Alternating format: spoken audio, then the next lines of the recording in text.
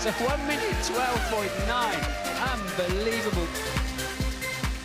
A week's a long time in Formula One. The Schumachers are all brotherly cuddles and giggles again. I expected it to be tight, but to beat Michael here after the test we have seen from them was very difficult. It is good for him to have his first pole position on his birthday. People always tend to think now, yeah, that was a kind of present I made to him, but this will be stupid because he made it because he was faster than me. And all Schumacher front row for the French Grand Prix. Ralph's first pole. We're at Manicourt. It is round 10 of F1 2001. Home race for the experienced and very popular Jean Alesi. He's welcomed us to his hometown of Avignon to explain what drives him on at the age of 37. Hello there, race day at Manicourt. Good afternoon to you. Beautiful day as well. Big crowd inside here. Temperature 26 degrees and rising. Tony Jardine with me as always. Hiya, Tony. Special guest, Ross Brawn, Technical Director at Ferrari. Thanks very much for popping in. I know it's a very busy time for you. Your man, Michael Schumacher, what, 9 out of the last 13 he's won. Do you fancy him again this afternoon? Yes, of course. I mean, people keep asking me when do I think Michael's reached his peak. But when you see performances like Nürburgring, there's still a lot to come. So I certainly haven't seen the downside yet, so there's every chance today. A lot to come. If we check the standings, you can see Michael Schumacher, well, he's 14-1 on now to retain his title, 24 ahead of David Coulthard. Coulthard had a magical drive here last year. Pole sitter Ralph Schumacher, 26 yesterday. He could overtake Barrichello today. Montoya is very confident, and Häkkönen's gone quickest in this morning's warm-up. Tony, if we look back at qualifying, Ralph Schumacher, first pole, his 76th session, and he broke records along the way. Yeah, dear. One of the things Ross was saying when the test was here before Canada is that watch out for Michelin, they'll be very strong. But this package is getting stronger and stronger. And on this very smooth but yet slippery surface, they drop the cars right down as low as they can to get more downforce, I think. But those Michelin tyres working really well, the BMW engine as well. 13.6 on his first run, but more was to come, and we thought that was really, really quick. And there you go, 12.9 he popped in as well. Didn't think anyone could get close, but obviously Michael got a bit closer later on as well. First pole for Ralphie on his birthday. He did get a bit closer, didn't he, Ross? He was going for pole number 40, Michael, and he missed it, what, 100th of a second he missed it by, wasn't it? Yeah, it was a little bit of a frustrating qualifying, and I'm sure everyone has the same story, but the second but last run, Jarno truly got mixed up with him, and I came on the radio at the wrong time when he was in the middle of a corner. Our telemetry system was giving me some bad information, so I kind of helped spoil his last but one lap, and then the third one he just didn't quite get it together. But yeah, 100th, it was very close. What did you say to him on the radio then when you came in at the wrong time? Well, it's what he said to me on the radio afterwards. It was not for broadcast, that's for sure. Right, what's a right time and what's a wrong time to go on the radio then? Well, we try and pick the straights. And what we do with Michael is after the second sector time, we give him some information on whether he's quickest, so he knows how hard to push in that last sector. And we didn't have very good television coverage, so we weren't quite sure where he was on the track, and I was looking at our telemetry, which should tell us. Okay. And there was a bit of a lag in the telemetry, so in fact I spoke to him just as he was coming through the fast chicane, and he didn't appreciate that very much. Okay, well thanks for explaining that. David Coulthard was lagging a bit, wasn't he, Tony, until a late dash onto the second row.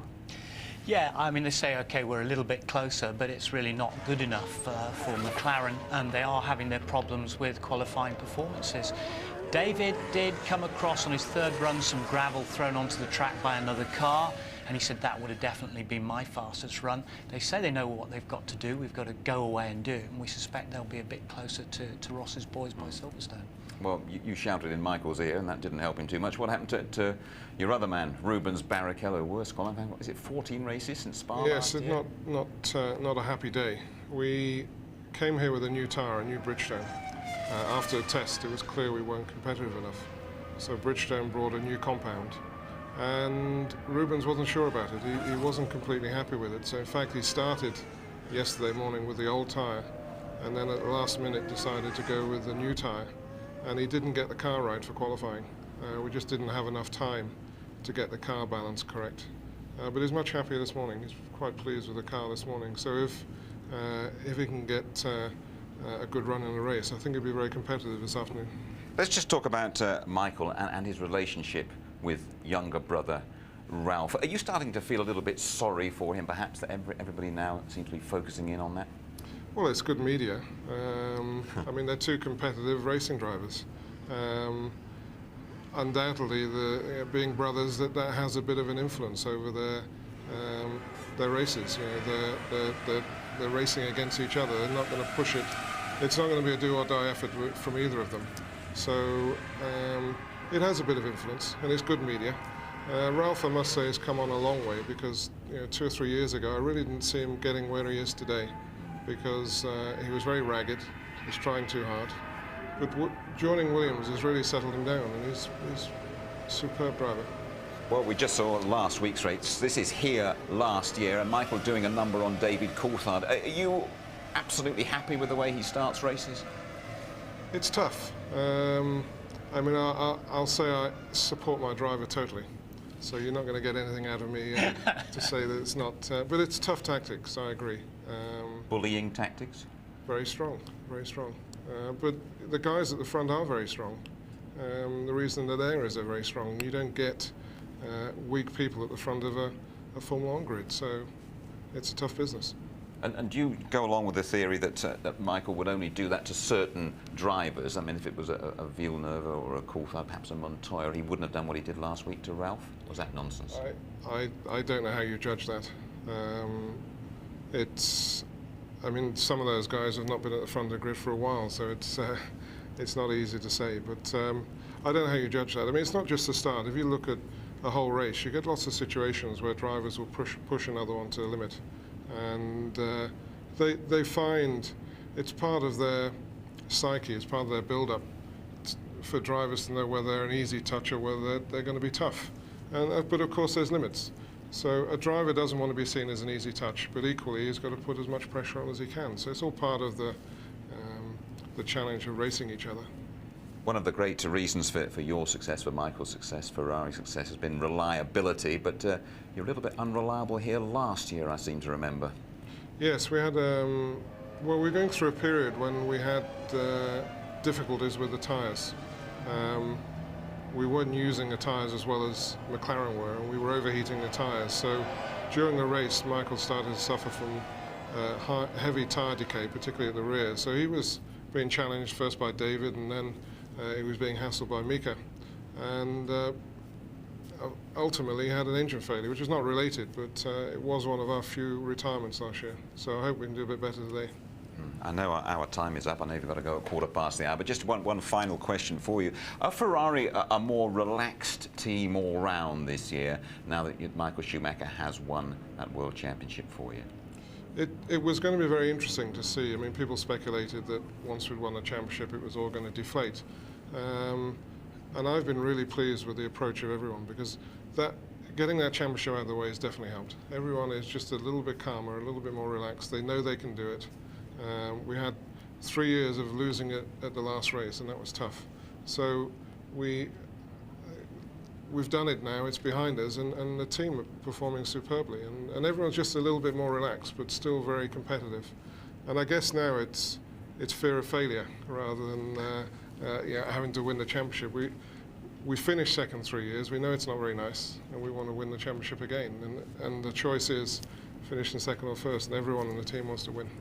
You've got to dash back over there and get on with your work, haven't you? Thanks very much indeed for joining us, and thanks for your help during the races as well, telling us what's going on. OK, Tony, you just chat us through the grid to you as Ross makes it. Well, Schumacher versus Schumacher again for the 4th time on the grid this year. I owe him one, says Ralph, about his big brother's squeeze from last week. McLaren's a bit close to the front, but still not a great qualifying performance. They won't be happy with that. Truly happy with his car, said we made a real step forward, 5th place on the grid. Montoya said he was blocked by a lazy. In Frentzen, he said he had a blockage, and we were talking about Barrichello before. He could not get the setup right. Villeneuve, I got the maximum out of the car. He said I pushed as hard as I could. Now the Frenchman, Panis, back there, he said, well, the car was worth 7th or 8th on the grid. We didn't do it justice. De La Rosa next to Kimi Räikkönen on the grid. Bertie had a couple of big spins in qualifying. Fisichella, the evolutionary package of the engine and the aero, not quite together yet at the moment. Jenson Button admits that he didn't adjust the differential for his last 2 runs. The car was therefore tail happy. A lazy setup not right. Very disappointed in front of his home crowd, the worst qualifying this year. Marquez had problems with upshift and downshift, but still 22nd on the grid. Right, then let's talk to Michael Schumacher. He upset his brother, as we've heard, by squeezing him close to the wall at the Nürburgring at last week's European Grand Prix. But another win here, and you can just about close the book on the Drivers' Championship. James Allen reporting. With 5 wins from the first 9 races and sitting atop a 24-point cushion in the championship, Michael Schumacher has every reason to feel he's on target for a 4th world title. And that's exactly how he feels. Comfortable is probably the right word, but not over-comfortable, because people always tend to give me the impression, well, you should be very comfortable, things going easy. In racing, nothing goes easy. It goes sometimes easy by the wrong way, so I always want to be concentrated, obviously. One area which is consistently stronger though this year is qualifying. You've been on pole very consistently this year. Have you improved? Has the car improved? Is it a little bit of both? It's very obviously a matter of the car, because I can't see that McLaren suddenly gone the other way. It's all due to the drivers. For us, we're good in qualifying and in race, which is the best combination, obviously. But that's certainly down to the car. You're getting the points, and of course the other thing is Williams are taking points and wins, which is restricting the possibilities that McLaren have as well. So in a way it's a sort of dream scenario for you, isn't it? The fact that it's spread out a little bit, it's not just McLaren anymore you're racing against. Honestly, if you take the season, it has only been Nürburgring which basically cost Coulthard 2 points. Because in Imola he took away 4 points from Coulthard, but in Canada he did against me. And it is Nürburgring where David lost 1 position against Montoya, which is minus 2 points. Otherwise, Williams has not really influenced the decision of the World Championship points. Is there a different pressure, a different kind of feeling when you're racing against Ralph from racing against DC or Hakkinen? Yeah, there is certainly a different feeling. People may not believe this, but when I saw my brother winning in Canada and greeting me in a way he did, I was happy for him. I really felt good, like I did myself a victory. No, it's something which I like to see. It's maybe more normal for the older one anyway. I have been successful, that you're happy to give away some success yourself. But of course the irony is, the twist is that to be successful, he's got to beat you. Well, yeah, but that's a good challenge for him, isn't it? It's a good challenge as well for David Coulthard, because just like last year, he comes here knowing he can't let Michael Schumacher increase his lead. Coulthard 24 points adrift as things stand, but at least he's close to the sharp end of the grid. Kevin Piper reporting. It wasn't the ideal outcome, not with the brothers Schumacher grabbing the front row headlines, but in the circumstances, David Coulthard's late rush to 3rd place on the grid represents a good day's work. I think we've taken a step forward from Nürburgring in terms of qualifying pace, which I hope will mean we're a bit closer in race trim. Obviously the Williams eventually getting pole, they've looked like it at a lot of races this year. That might mean that things are obviously going to be tight in the race, because they were obviously able to win without having pole in Imola, and you know, track conditions here in terms of surface are quite similar, although the track layout is quite different. If Coulthard seems a touch subdued, he can take heart from his performance here in France last year. This move on Schumacher Senior, the highlight of a brilliant win. I wouldn't want to meet him this afternoon anywhere. Coulthard really in super aggressive mode. With Michael Schumacher going on to retire, Coulthard's victory put him back into contention for the title 12 months ago. He knows he needs much the same outcome this afternoon. Yeah, absolutely. You know, the goal is to achieve victory, and you know, strategy will obviously come into that. The strongest hand lies with the front row guys, and it will come down to, first of all, who's got the better tyre, and then if Bridgestone hopefully have, then it will be whether we can, you know, use it more effectively than Ferrari. Coulthard comes here in good shape on the back of a recent trip back to the family home on the west coast of Scotland, blowing away a few cobwebs under the eye of his personal trainer. An environment like this is very conducive to training and being upbeat. which is what we're trying to create before the race. We want a positive attitude, and an environment like this, it instills that positive attitude, the desire to work hard and achieve. Come on, get off me, come on! I want the guy to win. Until he's won at least one championship, I won't be happy. 5, 6. I just say for the record, that's much more difficult than it looks. Meantime, as Formula One's driver merry-go-round season gets underway, Coulthard, for one, is hoping to stay put. It's where I want to be. It's, you know, I've invested a lot of time in the team. I've been here since '96, and obviously they've been kind enough to give me that opportunity. And despite the difficulties we're having this year, I think that you know, we form a good partnership. So it would seem not very sensible to give up on that. And we're getting buzzed at the moment by a mirage from the French Air Force. 35 minutes to go to the start of the French Grand Prix. So despite those recent setbacks, doesn't look as though David Coulthard's going to fly away from McLaren. But Jenson Button's future, well, that is less clear-cut as his Benetton boss Flavio Briatore shuffles his driver's pack. This from Louise Goodman. Flavio Briatore is an influential figure in Formula One circles. Not only does he control the fortunes of the Benetton team, he's also the personal manager of some of the hottest young talents in the paddock. Fernando Alonso is a Flavio Briatore protégé, as are current Benetton incumbent Giancarlo Fisichella and fellow Italian Jarno Trulli. Trulli's Jordan contract expires this year, and his close relationship with Briatore has led to speculation that he'll be Benetton bound for 2002, but Jarno says the final decision rests with him. Flavio's a manager, so he gets a percentage from what I earn and nothing else. I just, it's up to me to decide where I want to go and what I want to drive for. We have the option to Jarno Trulli is in Jordan. We don't know yet, honestly. It's not simple to decide, and we need to talk with Eddie as well what he wants to do, and you know, we need to try doing the best for the team and for the driver as well. Plus we have two young drivers like Alonso and Mark Webber in the line as well. See what happens. We need to see what happens in the next 2 weeks, and we decide. Giancarlo Fisichella has done a good job for the team this year, regularly outperforming Jenson Button. It has been mooted that Button will swap places with Jarno Trulli, but Eddie Jordan doesn't see that as a likely option. I don't see that happening. It's not, I don't believe in, certainly it's not in Jarno's interest, and at this moment in time, as I say, the continuity is of importance to us, and the dialogue that's been built over the years is important to maintain that. Jarno is on top of his game. He's a super young boy, and we'll do everything we can to keep him.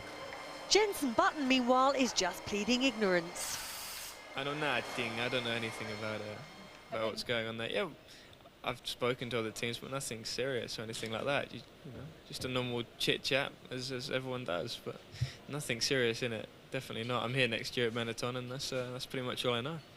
But what of his long-term future? After all, Jenson is still under contract to the Williams team. In 2003, it says that I'm in Williams. I'm in a Williams car with BMW. But anything can happen in Formula One, and it normally does, as Murray would say. Indeed, he would. What about Jenson? Where do you fancy the cards are going to fall for him? Well, it is very much the call of Briatore, because he's stacking the cards, but I think, you know, he's ultimately owned by Frank Williams, as he said, and I think Frank is sitting very, very pretty. He can look at the performance of Montour and Button over the next year and retain any one of those two and put them in the Williams car. Right. You mentioned Flavio Briatore there, a man whose lips you have to watch very, very carefully to get the true meaning. But is he likely to be on his way? There's a bit of a buzz around the paddock this morning. Yeah, I mean, it's so strong, Jim. It is actually worth mentioning that the paddock are suggesting that he finishes with Benetton next week and he's going to take over at Prost, potentially Asia Tech as well, and put the two together. But David Richards, you remember, he used to manage Benetton a couple of years ago, the guy from World Rally and IOC. He was here yesterday having a couple of meetings, he said, so that added weight to the rumour, really.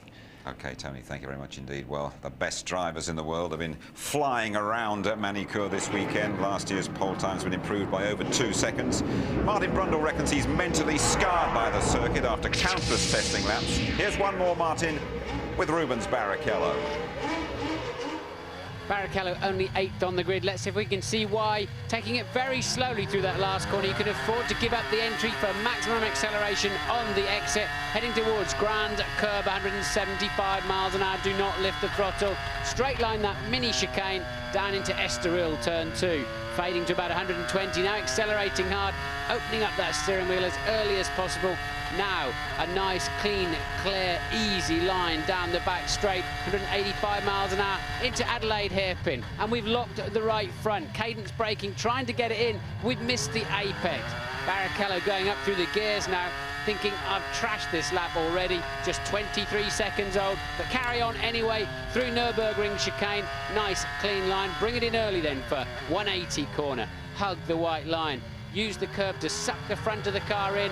On fresh tyres in qualifying, no traction problems through the right and left sweep as you're heading towards Imola chicane, 180 miles an hour. Come down one gear, sweep down the hill, left-hand curb, bring it to the left immediately for Chateau d'Eau. 55 on the apex, a long time to get the nose in, but a lot of extra grip through the exit, and you can get power on early, up to 165 miles an hour before the chicane. Bounce across the curves, but not too much. Good there for Barrichello. This time attack the entry to the final corner, over the line, but only P8.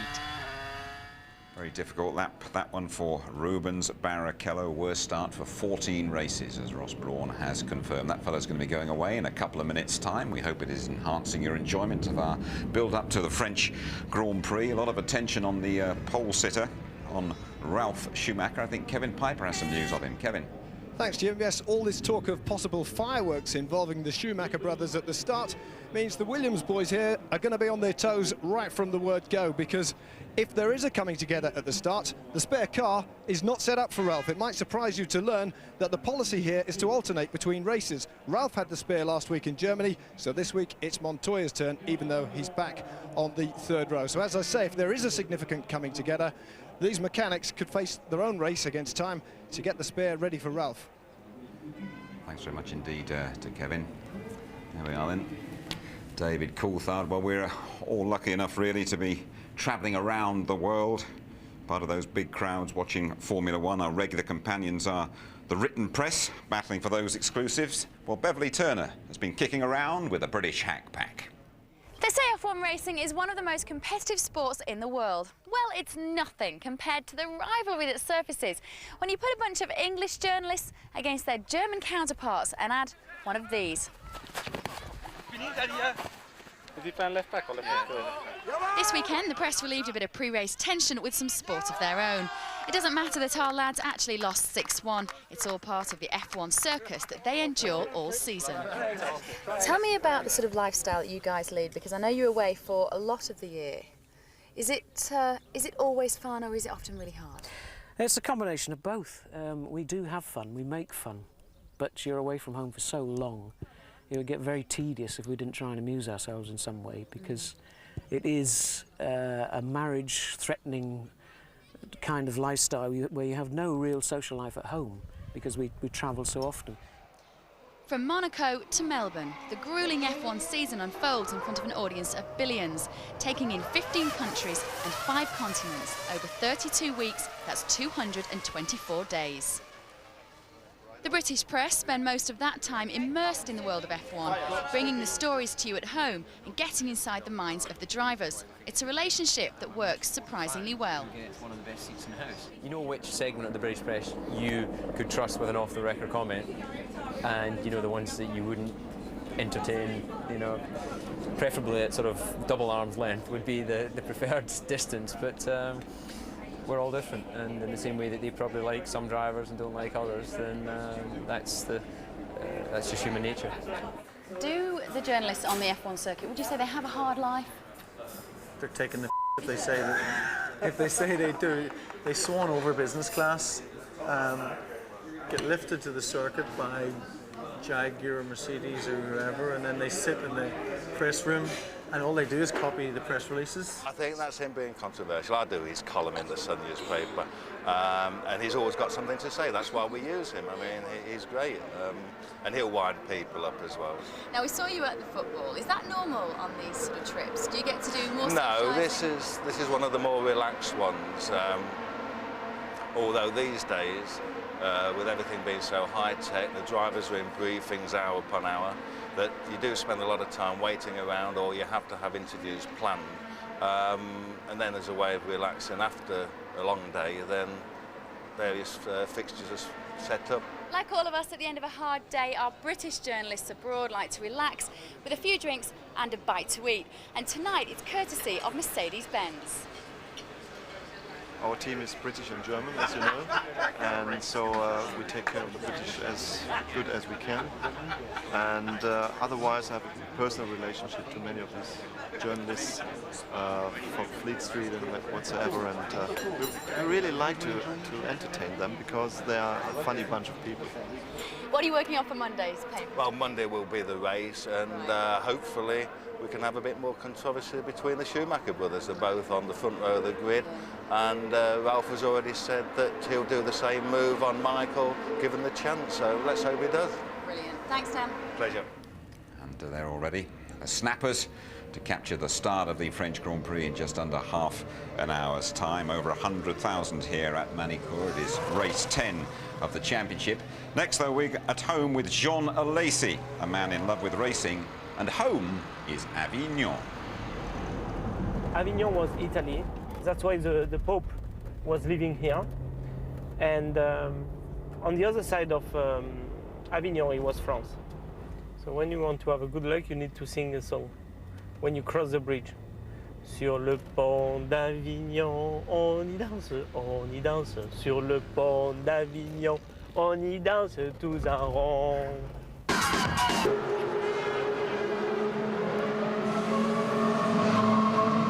Flavio Briatore, the first race this weekend with the new Renault engine. How optimistic are you? It's wrong information. It's no new engine. It's the development of the existing engine. It's the first step in, I hope it's coming another 125 step. But, you know, we are in the right direction, and this year sure is not great for us, but we know what we have, and we know what we have next year. I mean, it's okay. Now, are we going to expect, you say you want some more steps of development. Will be another one for Silverstone? Now the program starts, little by little it takes, so we need increasing every race. Okay, thank you.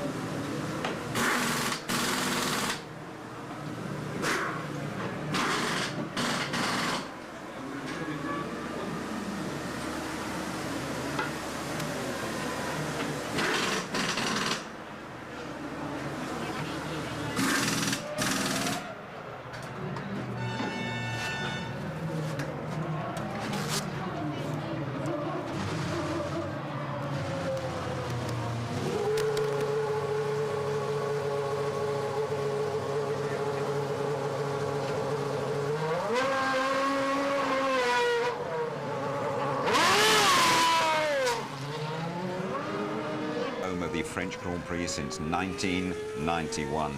This fella, Jean Alesi, had already spent a couple of years in Formula One by then. Now, aged 37, he's the most experienced pilot of the lot. 193 races, just one win in a Ferrari at Montreal 6 years ago. He loves his job. He's got a great relationship with the fans. He battles on despite meagre pickings at Prost. Well, Jean Alesi invited Louise Goodman to experience his lifestyle away from the hurly-burly of ducking and diving for points at a race weekend.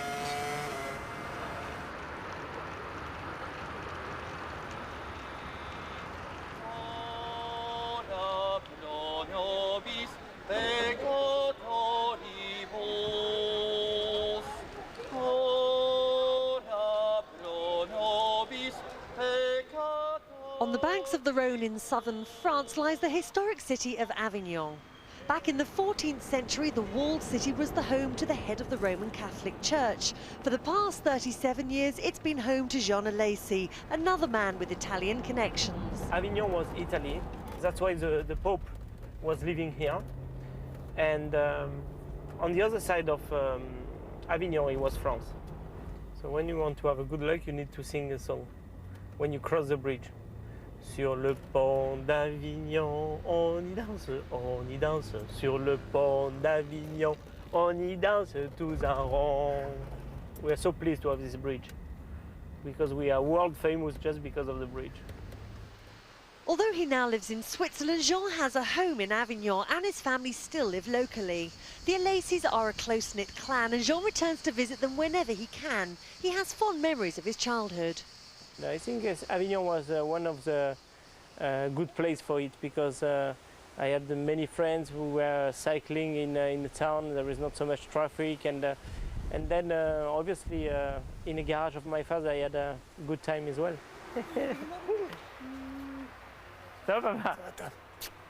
My parents are from Sicily and they arrived in Avignon in 1959. So slowly we grew up here. When I said we, because my father was just a body worker, and slowly he built the carrosserie, and we are really proud of that because he showed us with just the work you can go everywhere. My mother was helping my father, so they worked together, and when we were coming back from the school, we were spending the time in the carrosserie, and it was great. I had my karting, I had all the toys to play with. Since the early days of his racing career, Jean has always celebrated his victories at the local cafe. His successes have been a source of much pride to the locals. I feel French because I grew up in France, I learned French, and it's the way it was, but I have all my family Italian, except my wife, Japanese. She's here actually. I've been really lucky to find Kumiko for many reasons, but the first one is we are from a different world, different countries. She's from Japan, and we have two children, Giuliano and Elena, and that is great, really great. When I had my child, I wanted to have something from my child with me. I said, okay, I want to put the name of them on my helmet. So I have the name of them and the name of the mother on my helmet. But it's written in Japanese? It's written in Japanese, yes. Why? Because to respect my wife. Jean is not your name, is it? No, because when I born, my name was Giovanni, and when I was a child, the kids was meaning each other, and they called me spaghetti. So then I was crying at home, and my parents decided to change my name from Giovanni to Jean. Part French, part Italian, Jean's 100% Latin and typically passionate about his cars. My first car was a Fiat 500, and I'm really glad to have it still now. And you still drive it? Sure. I have it here, and I like sometimes to take it and to go in the city because it's very easy to park. And what about your other cars? How did you start your collection? So I start the collection not like someone who wants to have cars to show, but just to enjoy. So that's why I have this old Rolls-Royce, because When I want to be romantic, when I have my head to be free for it, I take Kumiko to eat in some restaurants outside Avignon with this car. When I want to scare my grandmother, I take the F40 and I say to her, I'm sorry, grandmother, I had only this car. So when she sits, I do 2 or 3 kilometers in first gear, very slowly. And when we are on the bridge, I go full power and she's screaming, my heart, my heart. And I like that. The Porsche, that was a gift I did for Kumiko when she was 25. That was a birthday present. It's not just cars that you have either. I think the other thing that not many people know about you is that you are actually Grand Prix driver and vineyard owner. Yeah, it's very similar of what I'm doing with my job. It's a lot of passion, a lot of expectation. Sometimes you can be very lucky if the weather is fine. Sometimes you cannot control everything, you know, because the weather makes the wine good or not. And I like this idea. Just down the road at his parents' house, Jean's mother has lovingly amassed a vast array of her son's racing memorabilia. Voila. So here, Louis, is all my life. Oh, wow. Look, first of all, my karting, yeah. That is my years in Ferrari. Oh. My mother put, because there is so many times, so 91. Ferrari was Jean's spiritual home, and he recorded his one and only Grand Prix victory with the team at the 1995 Canadian Grand Prix. In terms of satisfaction, personal satisfaction, the win was okay, good for me, because I said, okay, finally you won, because I finished 17 times second, and I don't know how many times I retired when I was leading the Grand Prix. So I was so happy to have at least a win, but I don't care the results. What I care is to give the emotion I have inside of me when I'm driving the car.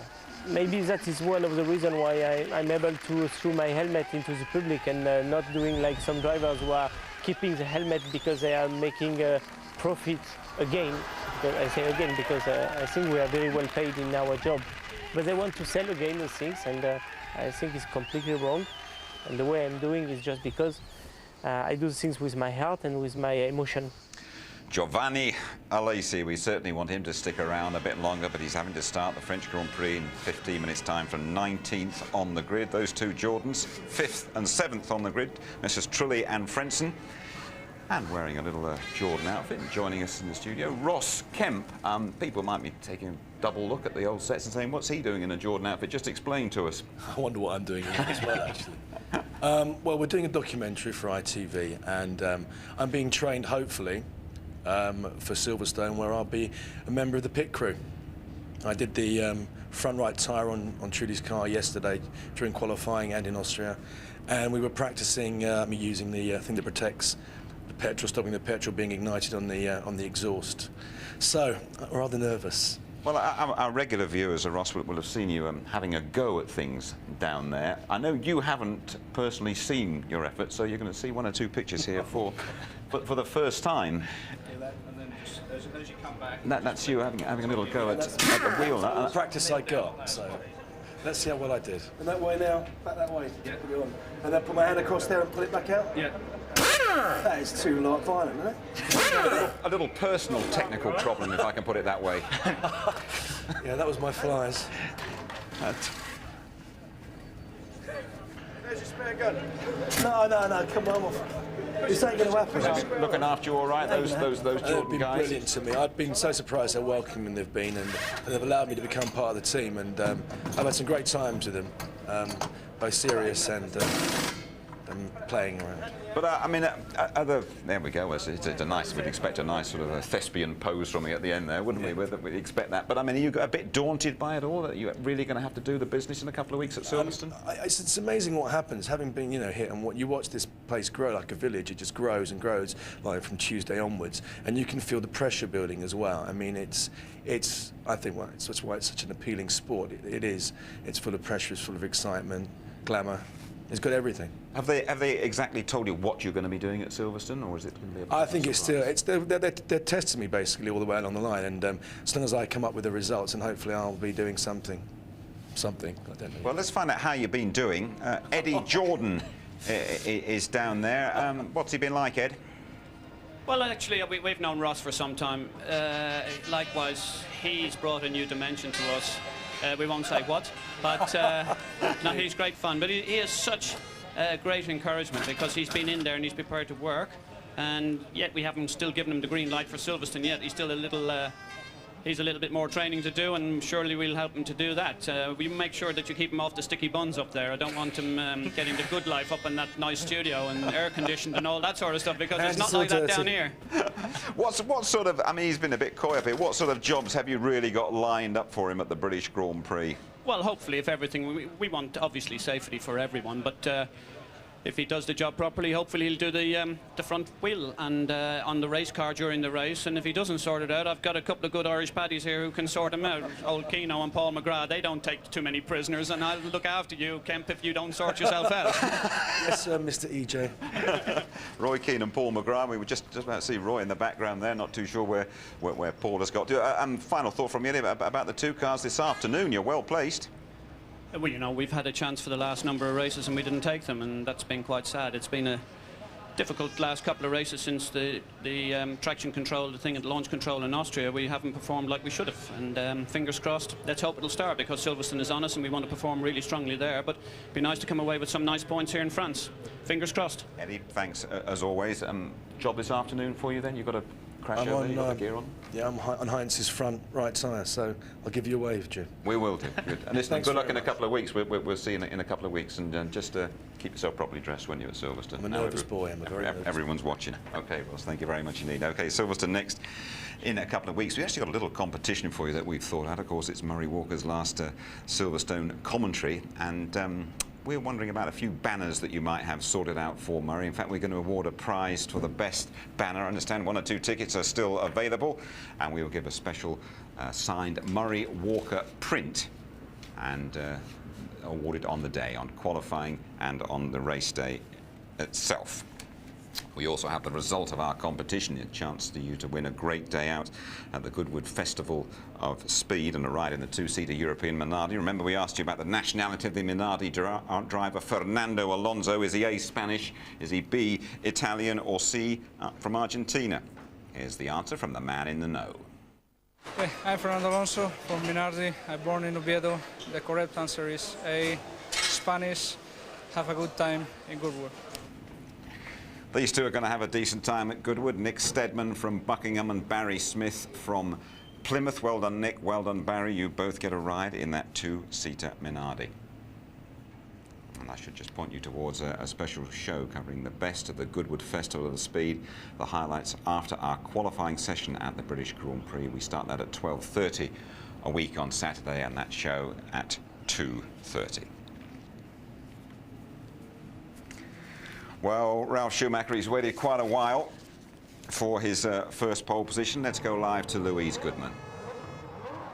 Yeah, they've made a few changes down here, Jim. Now, this is where the drivers used to exit the pit lane. As you can see, it leads on the main straight it leads onto the circuit right at the end of the main pit straight. Now, that was deemed to be a bit dangerous, so this new section has been built. It follows the line of the track around the outside of the first corner and rejoins it at turn 2 instead. Now, it's met with mixed opinions from the drivers. Some like it and some don't. We had a lot of pit lane exit controversy last weekend at the Nürburgring. Let's hope all goes well here this weekend.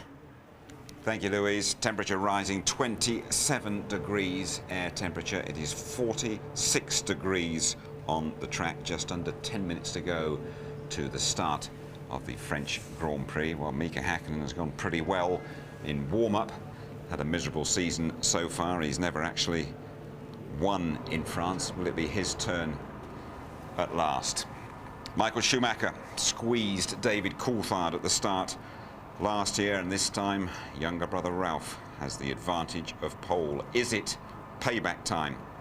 Right behind the Schumachers, David Coulthard really needing a burst of his special manicure magic. Then the Jordans that Eddie was talking about, Trulli and Frentzen, Sandwich, Montoya.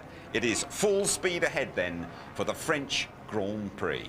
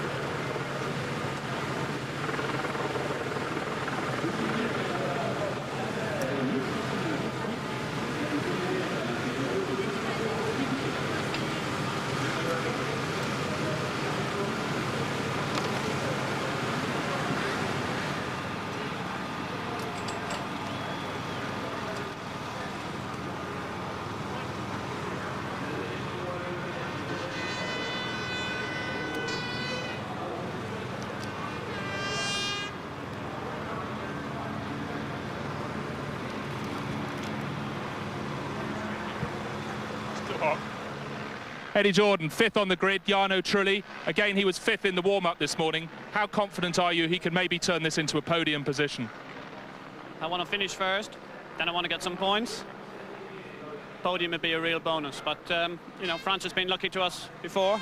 We won here a couple of years ago. Fingers crossed. Hopefully it'll repeat itself. It'd be nice. But do you feel you're behind the Williams, the Ferrari and the McLaren? There's any way you can live with their pace over a race as opposed to a one-off lap as in qualifying? Yeah, I think it's valid question. I think it's incredibly difficult. They have a definite gap over us. We have to try and be clever with the strategy and see what we can come up with. But you know, who knows what's going to happen? A lot of reliability issues, our reliability in particular. We have to make sure we finish the race. If we finish the race, I'd like to hope that we can get some points. Best of luck, Eddie. Thank you.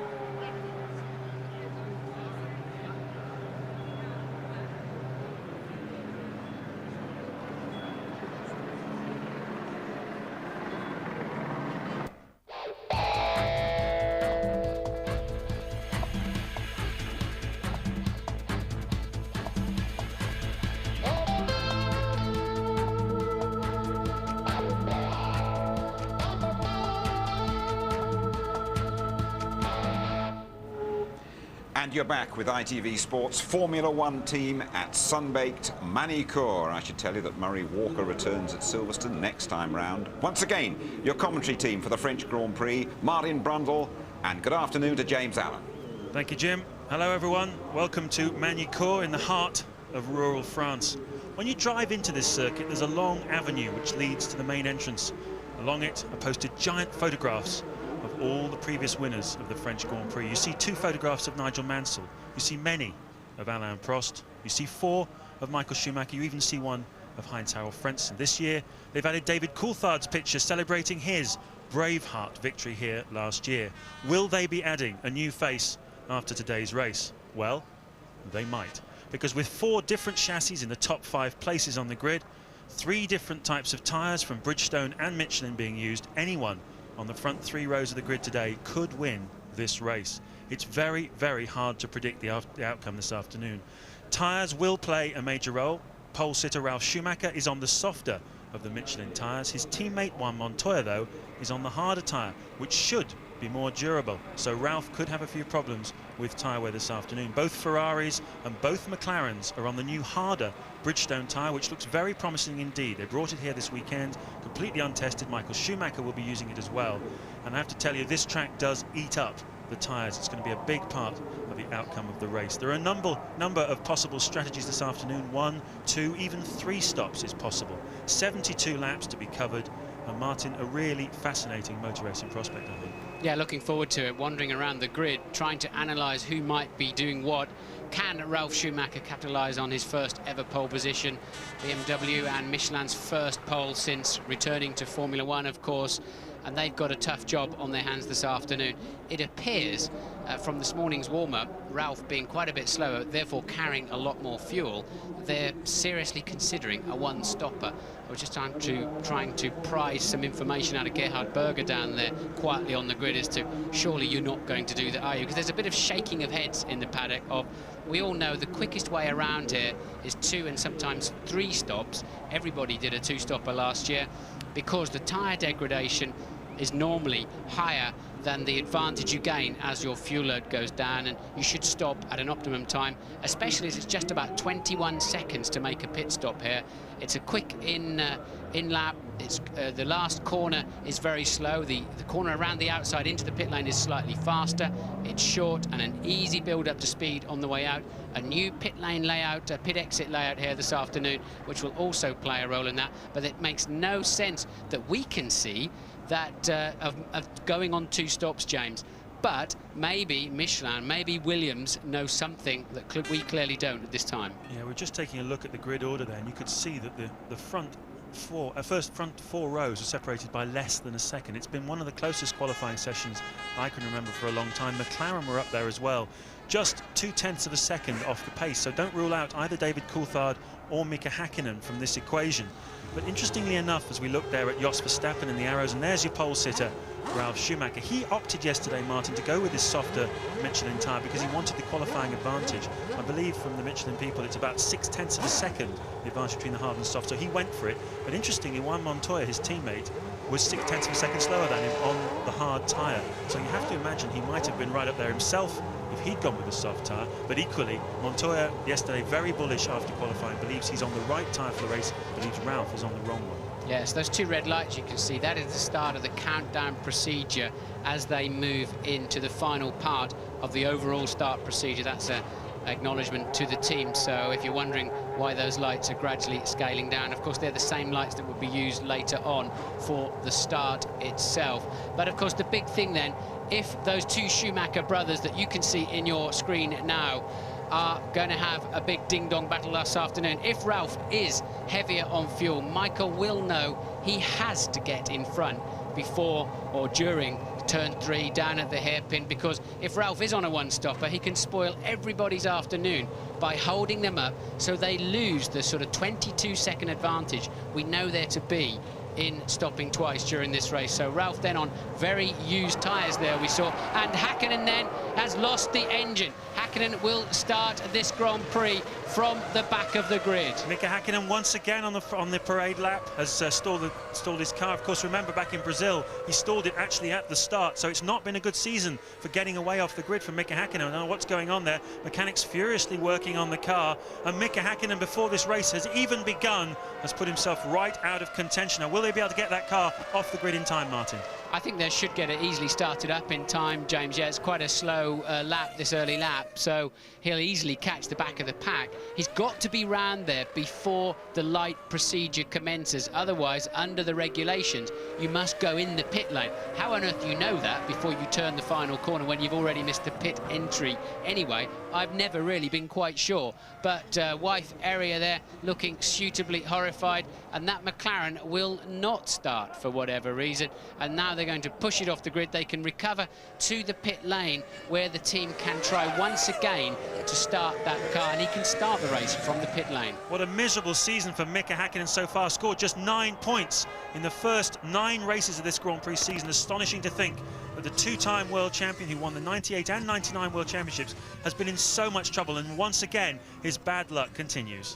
Bad luck for Coulthard in many ways as well. He needs Häkkinen up there to help him take points away from Michael Schumacher in the championship fight. So Coulthard up there by himself, but as we've said, 4 different cars in the top 5 on this grid, different strategies, different tyres. It's going to be interesting. Yeah, bad news for Coulthard, but good news for Juan Montoya and Jarno Trulli, of course, because they've been promoted a place, particularly Montoya, who is well worth keeping an eye out for this afternoon. As you can see the field streaming around there, Kimi Räikkönen.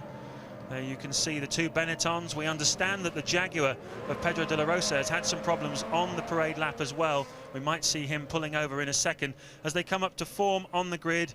And of course, we'll see the 5 lights turn to red and then go out again.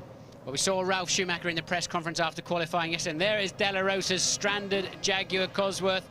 We saw Ralf Schumacher saying to Michael Schumacher, hey, I owe you one from the chop you gave me last weekend, and don't be surprised if you get it back again. The pair of them completely ignoring the regulations in that you're not allowed to start chopping each other and pushing each other into the wall in front of a pack of 20 Grand Prix cars. Remember how Michael Schumacher cut into David Coulthard last year? Will Ralf Schumacher do the same thing? A great start from him. He's got fantastic traction off the grid, and it looks like the McLaren is side by side with Schumacher as they go into Grand Court for the first time, but Schumacher gets in front. Ralf Schumacher leads from Michael Schumacher, David Coulthard third, Juan Montoya up into 4th place with Trulli 5th. A sensational start by both of the 2 Williamses, and not quite what Michael Schumacher had in mind. He really wanted to be in the lead going into this hairpin on the first lap.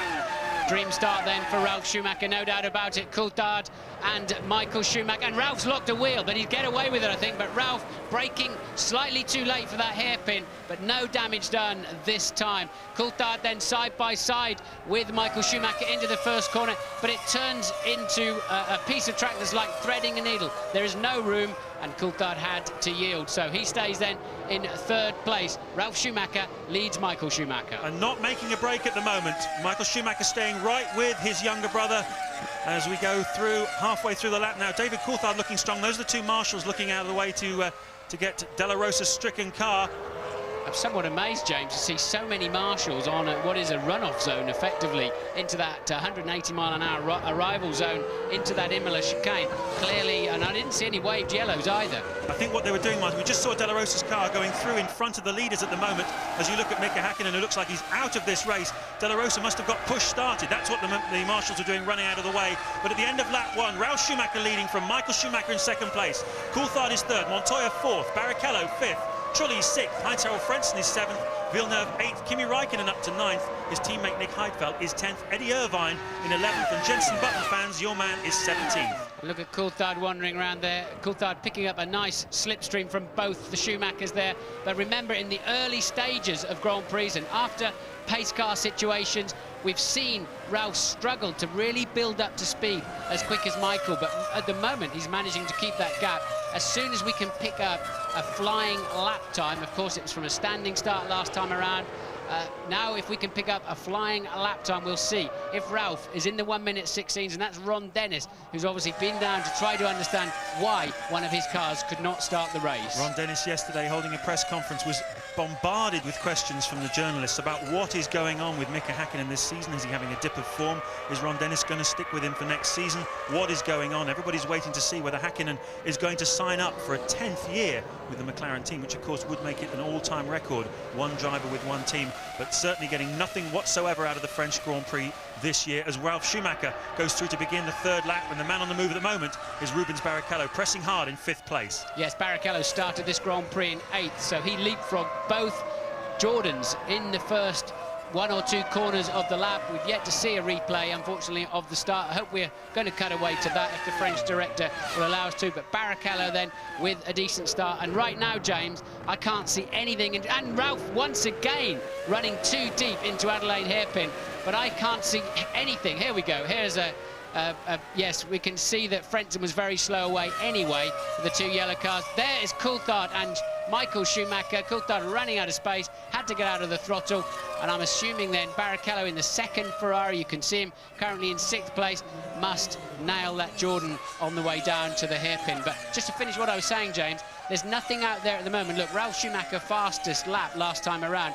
Nothing I can see at the moment suggests Ralf Schumacher's on a heavy fuel load. No, nothing at all. But there's Ron Dennis speaking with Mika Häkkinen just calmly and collectedly. And of course we saw after the introduction of electronic driver aids, traction control, launch control, those kind of things, we saw that McLaren had all kinds of problems with the new software. They seem to have ironed it out over the last couple of races, but here again, some sort of gremlin has struck. Is it Häkkinen? Is it something in the electronics? Certainly the last time Häkkinen did that, it was definitely his fault.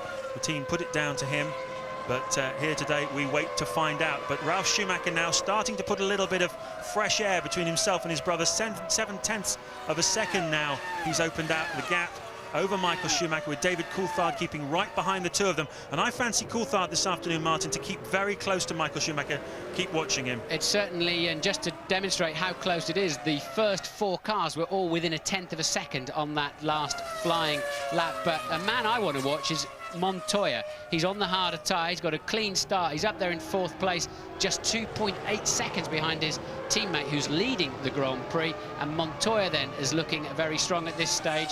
Kevin Piper is in the pit lane. Yes, and we've had scenes of absolute chaos and confusion here in the McLaren garage for about 90 seconds, 2 minutes. The McLaren mechanics were like bees around the honeypots around the spare car, rapidly changing it from the settings that were there for David Coulthard in the hope that Mika Häkkinen might be able to start the race in the spare car. They were peeling off the number 4, putting on the number 3, and then Steve Hallam, one of the top guys at McLaren, walked in and said, no guys, no hope, Mika is out, he doesn't start. So not for the first time this year. It's been much head shaking and disappointment in this McLaren garage. Well, the green flag lap counts as one lap of this Grand Prix, so the only way he would be able to start in the spare car is if there was an accident and they red flagged it before the end of the second lap and it was a whole new restart of the Grand Prix. I do not believe he would have been allowed to start the race in the spare car without such a situation. You're looking at the battle there for 7th, 8th and 9th places. Jacques Villeneuve, Kimi Räikkönen and Nick Heidfeld. That's the battle for the middle class honours, if you like. The middle race between Jordan, BAR and Sauber, and certainly Jordan having very much the upper hand this weekend. BAR and Sauber have been locked on more or less the same pace, with also the Jaguar of Eddie Irvine mixing it up with them. Irvine at the moment is in 12th place behind this group, but you've got Villeneuve, Räikkönen, Heidfeld, Panis and Irvine. A gigantic BAR Jaguar Sauber sandwich right in the midfield, and that's just as exciting as what's going on at the front as well. Very close racing here in the midfield. Only 2 or perhaps 3 points at stake sometimes, maybe 1, maybe none, as we saw in the Nürburgring 2 weeks ago, where Jacques Villeneuve drove his heart out to finish in 7th place. But they try very, very hard on a Sunday afternoon. This looks like it's shaping up to be a great battle. And look at the pace of this race, James. The 16.9 that's currently the fastest lap is already a new lap record around this place. It's a 1:17.0 held before, so then already we're seeing, despite them having, say, 55 or 60 kilos of fuel on board, remember 10 kilos of fuel is over 0.3 of a second per lap, and then that must be a technical problem there for Villeneuve, I think, because it was initially, it looked like a small mistake, but then the car has faded away, so that releases Räikkönen and Heidfeld up into that 8th, and we think Villeneuve has actually gone off into the gravel. So, in fact, driven off, apparently. So Villeneuve then, some kind of technical drama in turn 2, the Estoril corner. The race only 5 laps old, and we've already got 2 retirements. Mika Häkkinen, who never even made the start, and now Jacques Villeneuve as well. Ralf Schumacher, though, continuing his progress at the front. That's Sam Michael, you see, with your back to you, the chief operating engineer, as Jacques Villeneuve walks away. Sam Michael played a big part in the resurgence of this BMW Williams Michelin package. He's the man at the racetrack who makes decisions on the technical side. He decides the strategy, a bit like Ross Brawn, if you like. So I think when you think of Ross Brawn doing it for Ferrari, think of Sam Michael doing it for the Williams team, and he's come up with some pretty crafty ones so far, if we think back to the Canadian Grand Prix in particular, where Williams outsmarted Ferrari. But Ralph now starting to put a little bit of air between himself and his brother. Exactly 1 second, according to our computer. Again, I don't see a lot of waved yellows. I see the green there to say they're clear of the danger zone as they move that stricken BAR. So Ralph then a second ahead. It was Coulthard who was fastest last time around. It's nip and tuck at the front, and Ralph once again taking that wide line through Adelaide hairpin.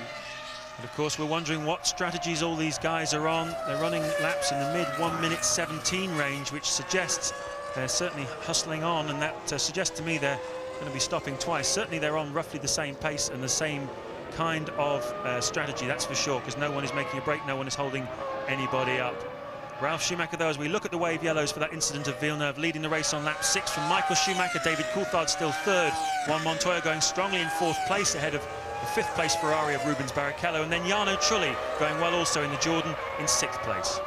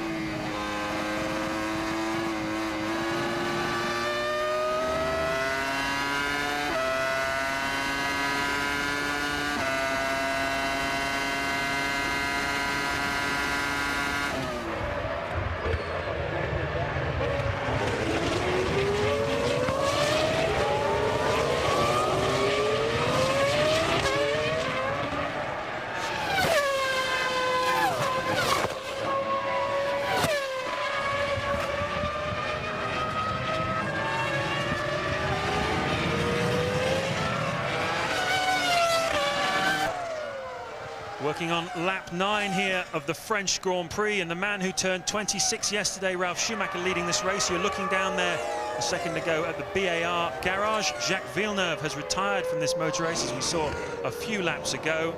He is the first retirement of the race proper. Mika Häkkinen, of course, retiring before the race even started. Michael Schumacher dropping back more and more each lap now. On that particular lap, he was 0.4 of a second slower than his younger brother. He's now 1.4 seconds behind, with David Coulthard keeping in touch. Montoya also keeping in touch. They're all watching each other, playing a game of cat and mouse. And that beautiful shot there, aerial shot from the helicopter of the BMW Williams, and the BMW pushing that car along the straights like nobody's business. All weekend we've seen them 8 or 9 kilometers an hour faster down the straights than the Ferraris and the McLaren Mercedes. And looking now at Heinz-Harald Frentzen battling with Kimi Räikkönen, the resurgent young 21-year-old Finnish driver who is currently in 8th place.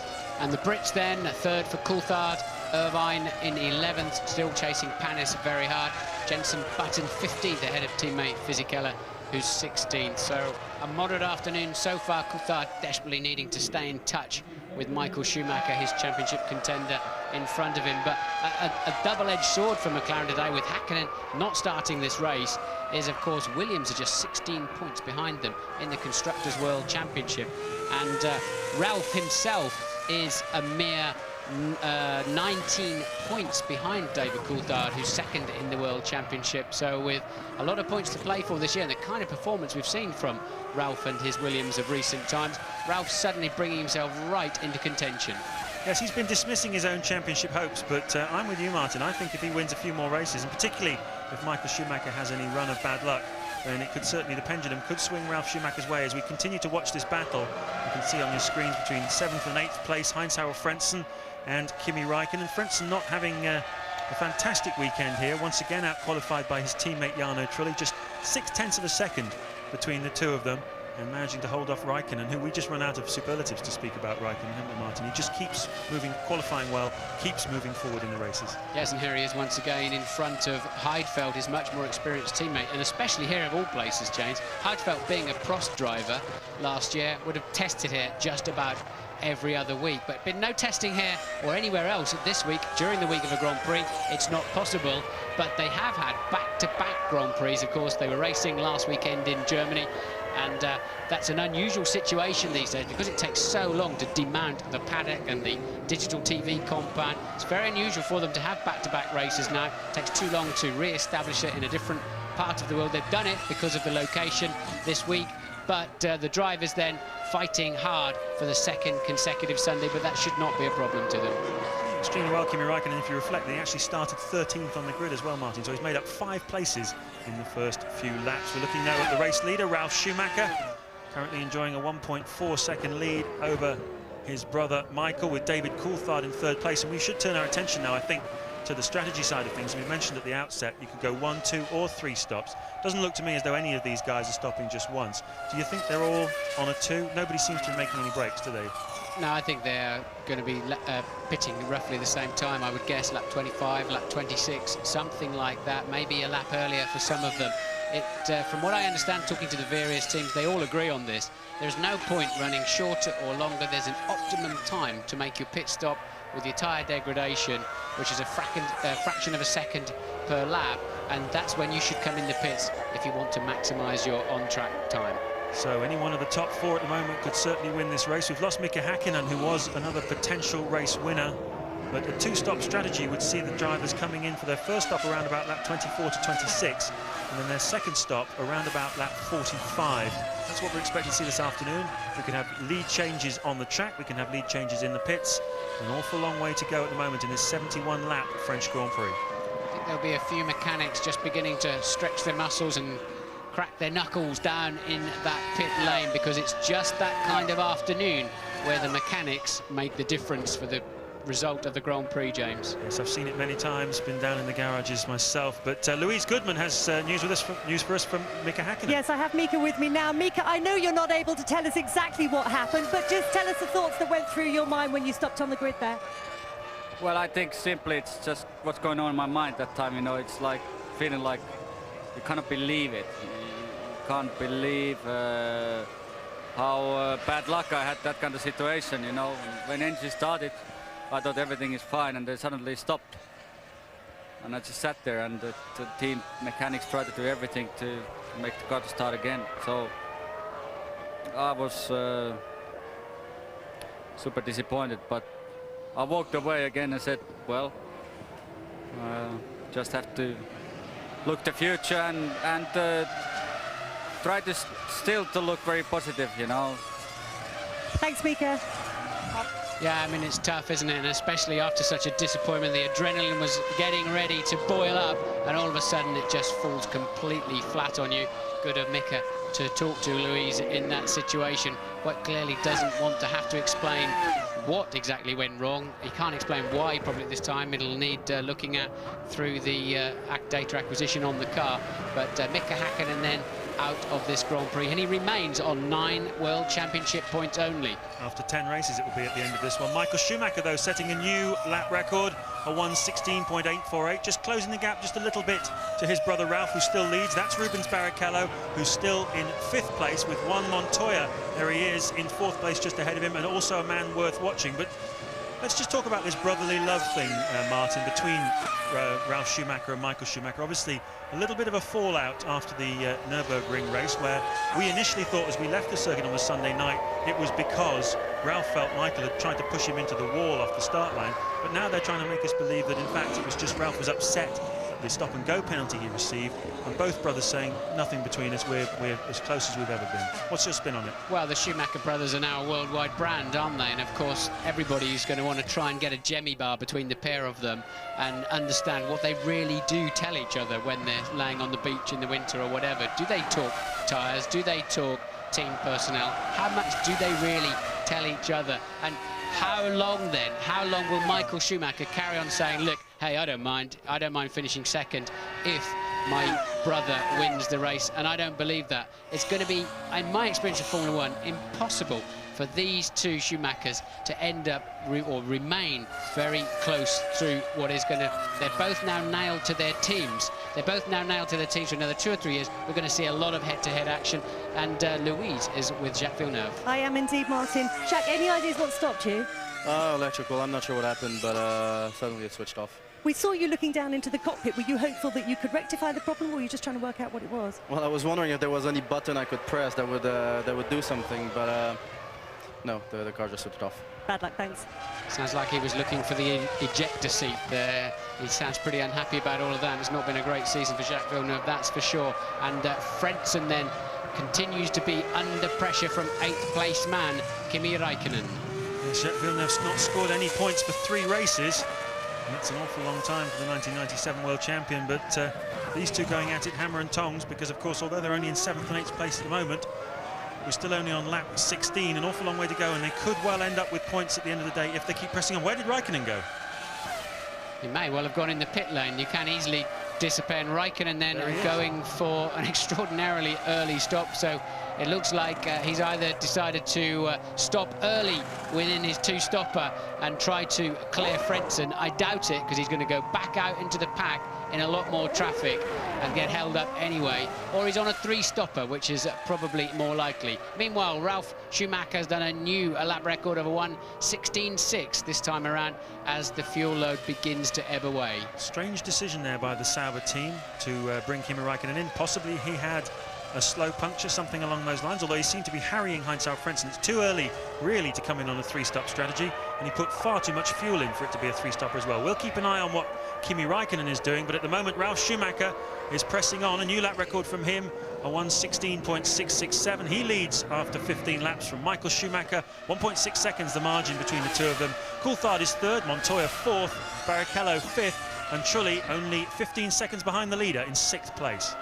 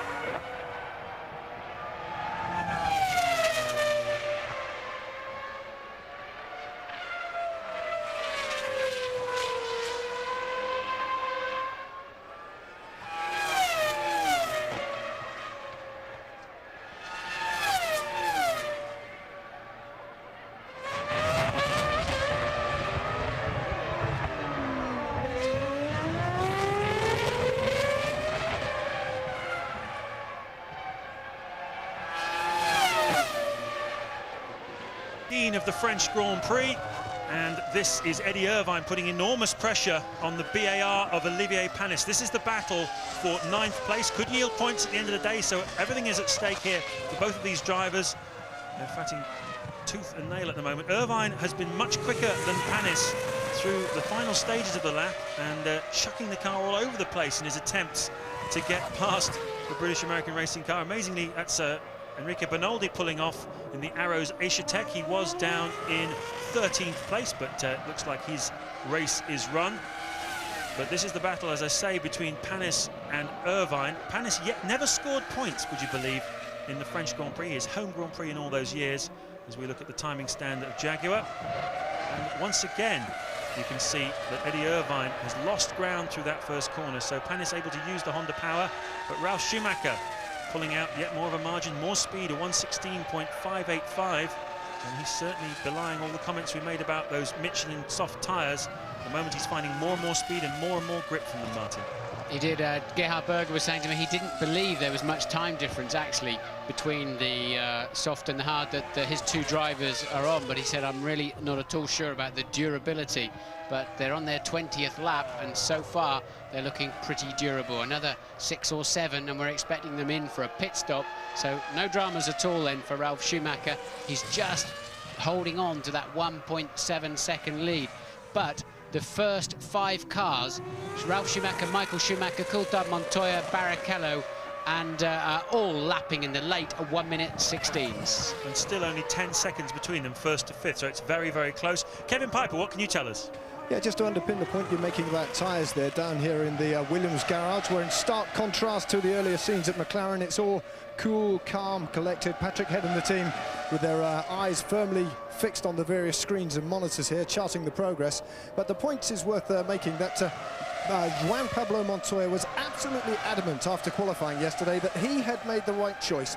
The hard tyre, in his view, was his best chance of getting a good result. And a quick word about the rivals, Bridgestone, Coulthard and Schumacher, both big fans, and one tyre technician described them as having really good grip, but above everything, fantastic durability. So it all makes for an intriguing battle.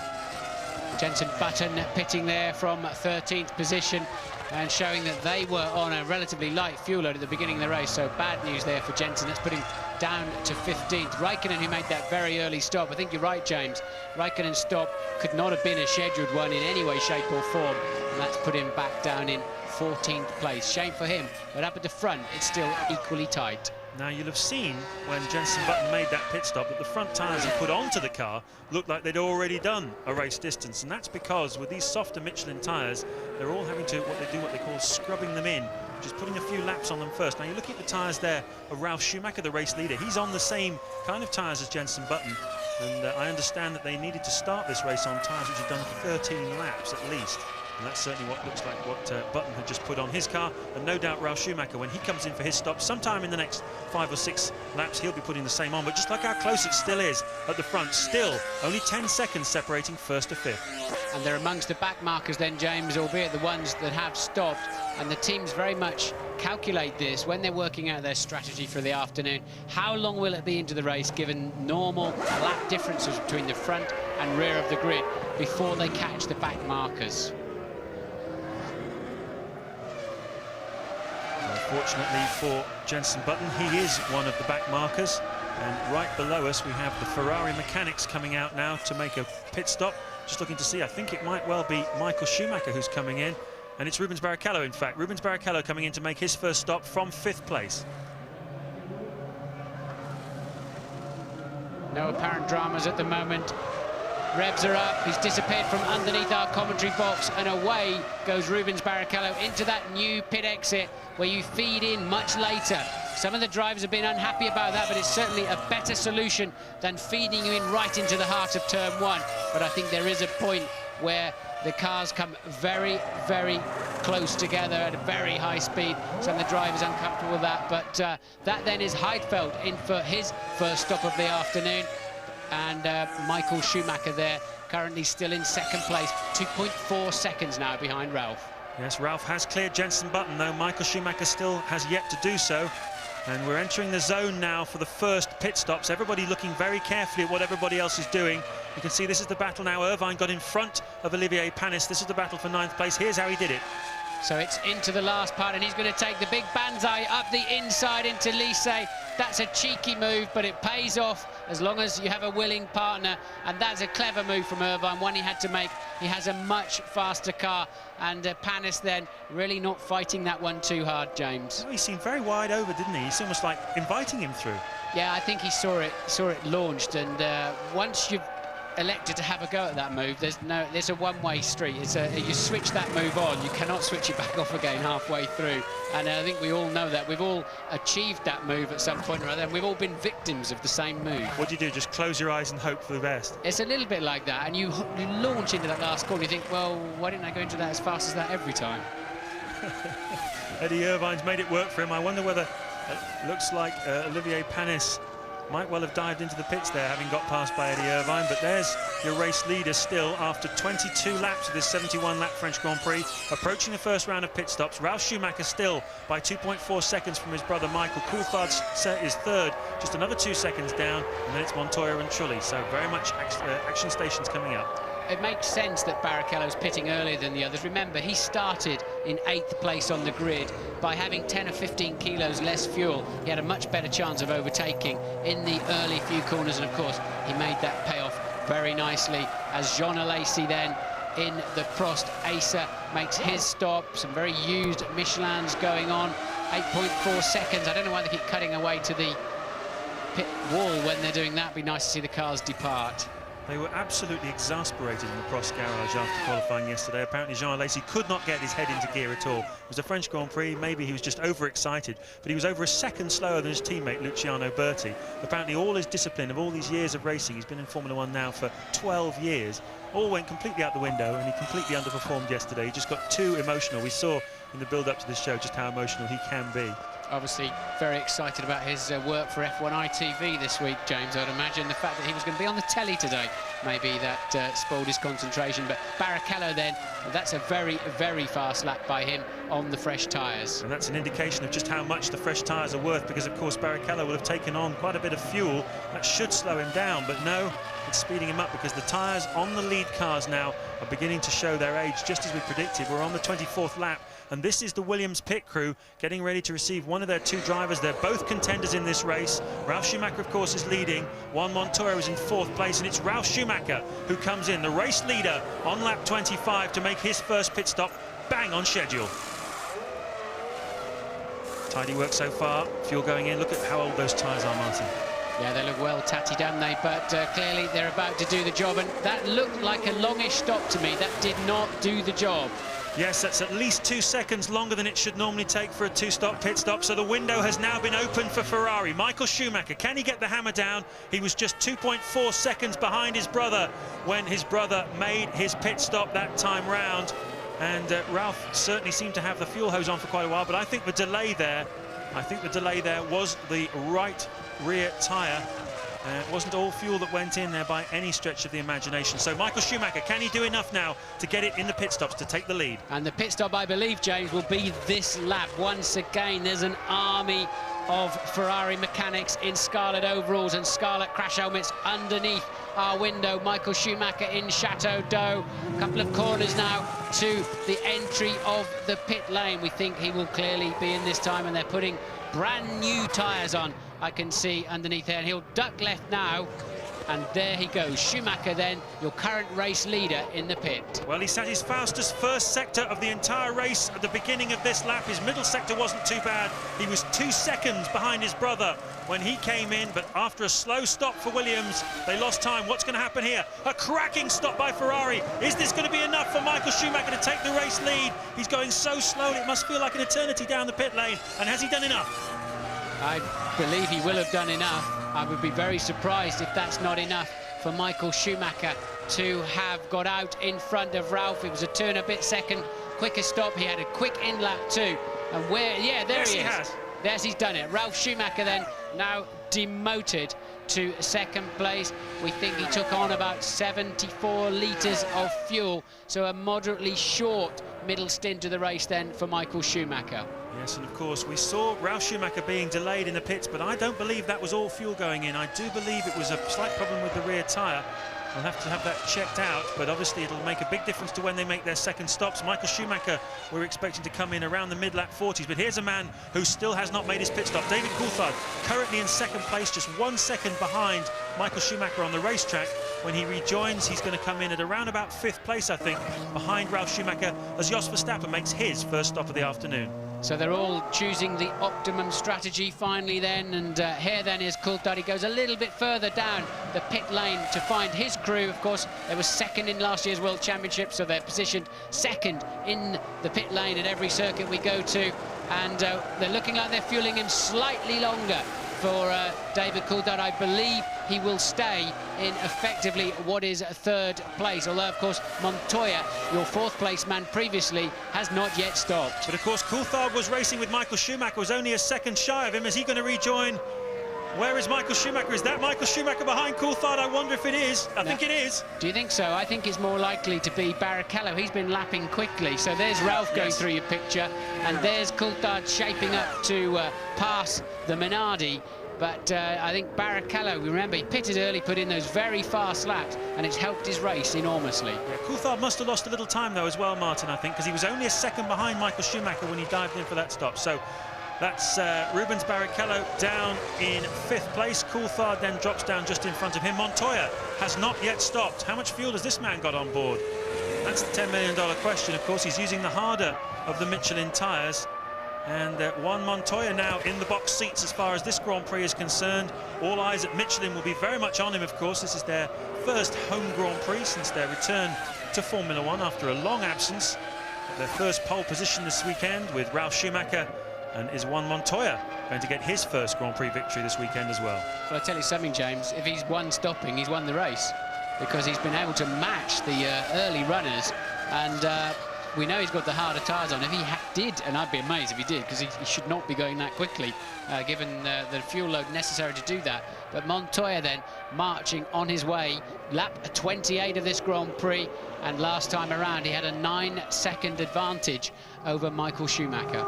As Eddie Irvine comes into the pits, this is lap 28 now, quite a late stop for a two-stopper, but certainly Juan Montoya, after qualifying yesterday, I mentioned he was feeling very bullish, and he did say that he felt there was a possibility of taking a few risks this afternoon. He said, I feel I might do something different in the race tomorrow, certainly something very different from Ralf. It looks at the moment as though he's gone that way. He made a different choice on tyres. Has the strategy played out for Juan Montoya? Mind you, he was a second slower than Michael Schumacher last time around. So right now, then, it's Michael that's making the moves on the racetrack. Michael was very, very fast. A 1:16.2, well over a second quicker than anybody else. Although, of course, some of the key players are in traffic, as indeed Montoya then. So what will the gap be this time around? It was 8.7. It's now 8.1. So another 0.6 of a second eked out of that lead by Michael Schumacher. So Montoya leading then after 28 laps, 8.1 seconds, as you've just seen the gap between himself and Michael Schumacher in second place. Ralf Schumacher in the second of the two Williamses is third, with David Coulthard fourth, 16 seconds behind the race leader, but just 8 seconds behind Michael Schumacher. And then we've got Rubens Barrichello, another couple of seconds behind Coulthard. Irvine coming into play, although he's just made his pit stop, so I'm sure when the computer shakes out, he'll drop down a little bit. In fact, he does. Jarno Trulli now appearing in 6th place. We haven't seen him come in for this. He must have made a pit stop, actually, because he's now dropped down to a full 20 seconds behind Rubens Barrichello. So quite a lot of margins, in fact, opening up in those pit stops. You can see the variable ability of the pit crews and the timing of the in-laps and the out-laps. We had the top 5 separated by just 10 seconds before the pit stops. Now they're separated by 18 seconds. Yes, and we have seen Ross Brawn play this shorter middle stint to great effect many times, assuming I'm right on that. But, of course, the fuel flows in at about 12 litres per second, 8 kilos per second, and that's how we know roughly how much they put in. But I agree with you. I think Ralph's stop was lengthened because of a slight delay on one of the wheels rather than having put in that much fuel. And Kevin Piper is down at the Williams pit. Yeah, not sure how much I can tell you other than, hold it, in fact, I think it's right to say that Montoya could be coming in this lap, or could be coming in within the next couple of laps. I was going to speculate that he could be on a one-stopper on the back of some information I've been given, but all they're saying now is that Ralf Schumacher's stop was on schedule, and it looks as if Montoya is on his way here now. We're watching Michael Schumacher at this time, and hopefully if Montoya does pit, we will pick that up. It's down then at the Nürburgring chicane. Michael Schumacher has pulled the lead back now to 6.6 seconds behind this man, Montoya.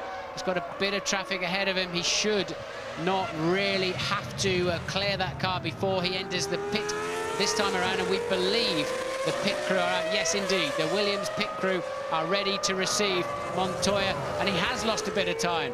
The Prost then making a bit of a fuss about letting him through, so Montoya into the pit lane. The team will be very ready for him. Out of the lead, into the pits. So the telltale thing now is how long the fuel hose goes on for. Juan Montoya, the race leader, comes in. The fuel hose is on now. The stopwatch is running. If it's anything more than about 9 or 10 seconds, he could well be fueling it to go to the finish. It's not. He's going a two-stop strategy. So that means that Michael Schumacher leads the race. From Ralf Schumacher, David Coulthard is third. Rubens Barrichello as well is in the mix. Where's Montoya going to rejoin into the mix? As Juan Montoya took on just under 90 litres of fuel, and that'll take him deep into the early lap 50s, I would imagine, which will make him again the last stopper. And so a very interesting cat and mouse afternoon here tactically, and you're looking there at Michael Schumacher, the new race leader, after Juan Montoya made his stop there. And Ralf Schumacher not far behind him, 6.8 seconds behind him though, so it's played out quite nicely for Michael Schumacher. He managed to get ahead of his brother. As you look at this timing wall there, Ferrari, Jean Todt on the right, the sporting director, and Ross Brawn on the left. It's played out very nicely, this, for Michael Schumacher, hasn't it, Martin? It has indeed, but the real race at the moment is Coulthard has closed down to Ralf Schumacher by just 1.2 seconds, and we believe there's a 10-second stop-and-go penalty for Coulthard for pit lane speeding. We think David Coulthard's about to get a stop-and-go. What a disaster that is. Michael Schumacher moves into the lead, and a 10-pointer. Coulthard at least is on 4 in third at this time, and he is now going to get a stop-and-go. The margin, of course, already between them in the World Championship is 24 points. So another solid 10 out of 10 for Michael Schumacher this afternoon. And null point for Coulthard will pretty much put another nail in the coffin of Coulthard's championship hopes. Although we still, of course, and there's the confirmation, we still have plenty of races left in this World Championship yet. Another 7 races. And, well, a very forlorn McLaren pit crew now coming out to get the stopwatch ready to time David Coulthard's stop and go, because, of course, the team have to do it themselves, don't they, Martin? Yes, they do. He will stop at his own garage, and they cannot touch the car. He has to be stationary for at least 10 seconds. And, well, that's the second consecutive Sunday a good race has been spoiled by necessary penalties, I'm afraid. I mean, you can't even stop and talk to the policeman and try and talk your way out of that and pretend you're on your way to your wife having a baby or something, can you? You're nicked and that's it. You've got to come in, argue about it later with the judge. Well, one member of our team, of course, this weekend has already had a run-in with the constabulary on the speeding offence. David Coulthard is just going to be having to come in and make his 10-second stop-and-go penalty. Here he is diving into the pit lane, was in third place. This is going to drop him down, I imagine, to about 6th or 7th place, possibly behind Jarno Trulli. A disaster for David Coulthard. Trulli's about 34 seconds behind the 6th place man. This will definitely put Coulthard, though, down into 5th place. And did you see Barrichello was only 2 seconds behind him anyway. Barrichello having a tidy middle part of this Grand Prix as Coulthard rejoins. And once again, Bertie clumsily letting people past him. Yes, Bertie down in 12th place. Not a bad run for him, but he's already been lapped. We've lapped everybody now up to 11th place. The next man to be lapped will be Olivier Panis, and the man who will be doing it will be this man here, Michael Schumacher, currently leading the World Championship and currently leading the French Grand Prix, already 4 times winner here. He's 7.7 seconds clear of his brother Ralf. Rubens Barrichello in 3rd place, Coulthard 4th, Montoya 5th, Jarno Trulli 6th. Heidfeld and Frentzen having a great battle in 7th place. Then it's Irvine in the Jaguar 9th, and Kimi Räikkönen still going strongly in 10th place in the Sauber.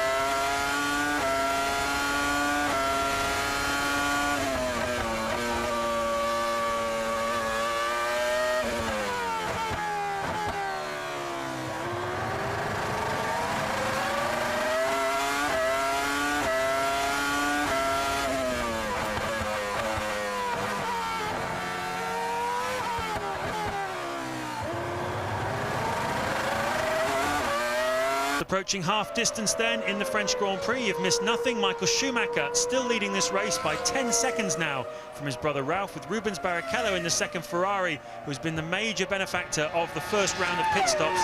He's now just 1 second behind Ralf Schumacher and pressing very hard indeed. That last lap, he was 0.8 of a second faster than the Williams driver. In fourth place, we still have the second BMW Williams of Juan Montoya, and David Coulthard did manage to re-emerge in front of Jarno Trulli. He's fifth, Trulli is sixth, and that is Rubens Barrichello on screen, currently running in third. Yeah, Barrichello started eighth, up to third, and look, just 1.1 seconds behind Ralf Schumacher. The Ferrari working beautifully. A lot of talk that those Bridgestones have been blistering under a heavy load through the weekend, but I think once again it's a similar situation where they blister on the inside shoulder of the rears, and the drivers don't really know about it until they're told, or until they come in the pits sometimes later. So the Ferrari's working absolutely beautifully this afternoon, and it's Ralf Schumacher coming under pressure, the very man we expected to be pressurising the Ferrari. Absolutely, although I do wonder, we talked in the early stages about the tyre wear situation, and of course Ralf Schumacher is using the softer Michelins. He's not going as quickly in this middle phase of the race as he did in the first phase, but below us, Martin, Ferrari getting ready with another new set of tyres, so we wait to see whether that's seems a bit early for it to be on schedule. Rubens Barrichello made the first stop in the very early lap 20s, about 21 or 22 I think it was, and it's only 14 laps ago in fact he made his stop. Is he coming in this time by? Well, they may have elected to do that because they think that if they get him in, get him some clear air, they will have calculated where he will rejoin the racetrack. Is there any traffic in that zone? Is that the way to springboard past Ralf Schumacher? Remember, last time they gave him fresh tyres, he went out and did a 1:16.1, a new lap record, and that could well get him up into second place. So I think smart thinking there by the Ferrari team. Very interesting tactics. Not seen anything like that for a long, long time. We're waiting to see where exactly Rubens Barrichello is going to rejoin, but of course they're taking advantage of this big gap there is in performance between the top three teams and everybody else, Martin. They're able to just use that big void, that vacuum, move the cars around and slot them in with no risk of being passed by the BARs and the Saubers of this world. Now we can see also why they've done it. Look, they've got him back out in front of Coulthard. Remember, Coulthard had to make a second stop for his stop-and-go penalty, speeding in the pit lane. I don't really understand how that can happen. There's a button on the steering wheel, and it's controlled electronically. But Ferrari working out. They can keep their man ahead of Coulthard, maybe find him some clear air. With the blue flag situation these days, that Prost will have to get out of the way quickly, and that's kept him in front of Coulthard and could well springboard him up into second place. Of course, the interesting thing is Coulthard's still got a second stop to make, and we wonder whether Rubens Barrichello has enough fuel now to go through to the finish, because he's been refueled twice in the last 16 laps. Both times he's taken on around 60 or 70 kilos. So depending on how much he had in the car at the start, Rubens Barrichello will either be able to go to the finish or maybe have a splash and dash just before the end. But exactly as you say, Martin, he's now ahead of David Coulthard. This is one for the aficionados who like their race strategy. This is going to be studied for quite a few years to come, I think, this Grand Prix, because it's all happening in the minds of Ross Brawn, Sam Michael and the other technical directors who try and work out the strategies, trying to place their car in exactly the right position, working against the way the drivers go, the tyres degrade and the fuel load lightens. It's pure maths, it's very difficult, and only very, very few people are any good at it. A nose change here, looks like, down in the Minardi garage, and that is Alonso from 17th place, Martin.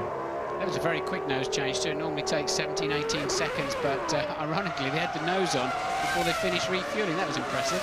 That's very impressive. Ron Dennis there watching on. His man, David Coulthard, of course, after that stop-and-go penalty, now down in 5th place. Just 34 laps remaining, just over half distance in this French Grand Prix, and a very interesting tactical game going on here in France. They obviously practice those nose change quite regularly, but I'm not sure how comfortable I'd be. I mean, in a big accident where you sideswipe the nose of the car, you want that to stay on, and that is only hanging on by obviously a couple of bolts. Clearly it passes the crash test, which I believe are only in the straight ahead position. They have these gigantic Allen keys that they bring in from the side to just lock on the nose, but as you say, Martin, normally 4 main retaining bolts, 2 at the top, 2 at the bottom, holding the nose onto the main monocoque of the chassis. And in that case, they managed to get them off extremely quickly as the Minardi moves well out of the way. That's Tasso Marquez. getting out of the way in 18th place of the race leader, the second time he's been lapped this afternoon. Michael Schumacher has lapped everybody still up to Olivier Panis in 11th place. There's a huge race of reputations going on here this afternoon, but it's down in 13th and 14th place at the moment. Fisichella now slightly ahead of Button. Button on his back foot this year with a difficult car that is slow, and he really does, as we've said many times, need to show that he's as good as, if not better than Fisichella, and they're at it hammer and tongs, really. It's like a little private war going out there, because they're really effectively not part of this Grand Prix, James, and this was the very weekend where they were supposed to be coming out with all guns firing, of course. Yes, we heard talk of improvements to the engine of the Renault. We heard talk of aerodynamic improvements as well. Mike Gascoigne, the Benetton team technical director, has been working feverishly to try and improve the Benetton car, and as you say, Martin, no real gains. But we're looking at Ralf Schumacher now. What is he? Well over 14 and a half seconds behind his brother Michael, and this second set of tyres not working for Ralf Schumacher. Yeah, it's just what I was going to say, James. It's really not panning out, is it, in this stage of the race? Because look, Montoya then just over a second adrift on the harder tyres, and Ralf not showing anything like the pace he did earlier on. He's back in the 1:17s and clearly not happy with the balance of that car. And it's all about balance, this racetrack. It's a very technical track.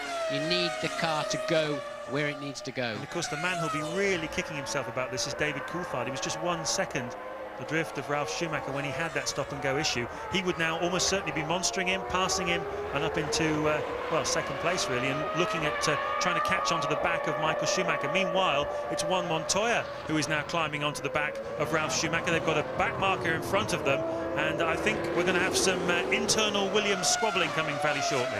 And unless Barrichello does have to have a splash and dash later on, it is working out very nicely for him, quietly back there in 4th place, lapping about a second a lap faster than the Williams consistently, and that, as we said, is going to springboard him up into 2nd place. He's currently lapping same speed as the race leader and teammate Michael Schumacher, and Ralf then will easily clear that back marker under braking, and he doesn't do so, does he? Look, he's not happy.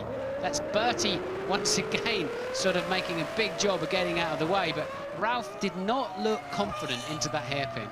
The situation constantly changing, ever evolving throughout this Grand Prix. We've got another 31 laps to go and a lot of changes no doubt to happen. Ralf Schumacher seems pretty ginger under braking, as you say, Martin. Juan Montoya, though, right behind him. These two BMW Williams drivers, of course, using 2 different types of Michelin tyres. That strategy was decided before qualifying yesterday as we watched Kimi Räikkönen coming in to make his pit stop on lap 41. Getting a nice wipe of the visor. Fuel going in. Yeah, pretty much bang on target for a 2-stop. A bit early for his 2nd stop, but there's the man we've got our eyes on at the moment, Juan Montoya. And, well, he said yesterday after qualifying he felt he was on a better tyre, that Ralf had gone for qualifying position rather than race position. And he's deliberately sacrificed 0.6 of a second he knew he could have had in qualifying, but he wanted a better race tyre, and there's some serious thinking going on there on the Williams pit wall. What they don't want, of course, Martin, is any fun and games between these two, either of them putting each other out. They want points. Williams are here to score as many points as they possibly can this weekend. Yes, they're thinking, right, if we want to win this race, we want to minimise the damage of Michael Schumacher up front.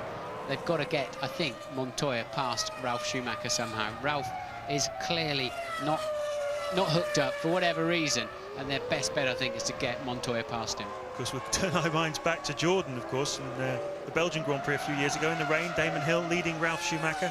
Sorry, Ralf Schumacher leading Damon Hill. And no, Damon Hill leading Ralf Schumacher and told not to overtake him, even though Damon was faster. Ralf was faster.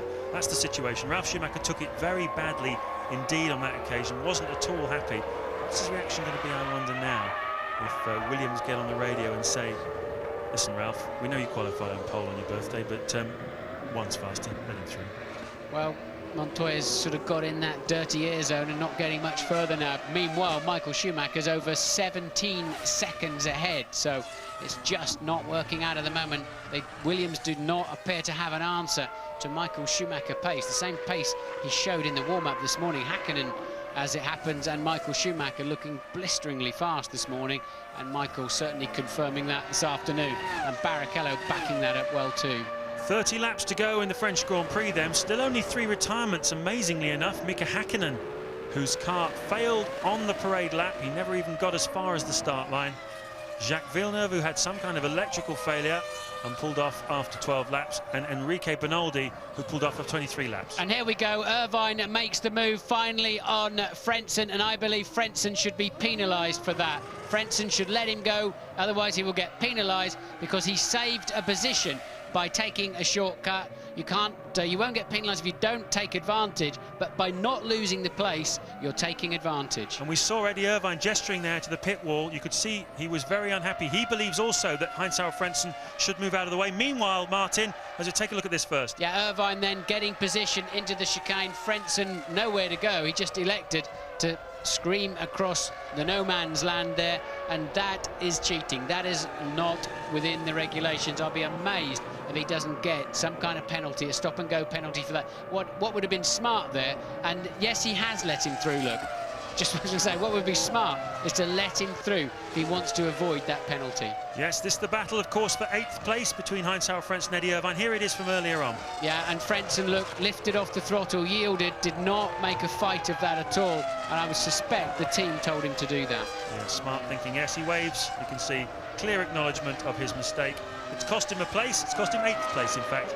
Meanwhile, the Williams pit crew are out in the pit lane. We understand it might well be for Ralf Schumacher, currently on 2nd place, and this is the 44th lap, so Ralf pretty much bang on target here for a 2-stopper. We saw him earlier on coming in on lap 25.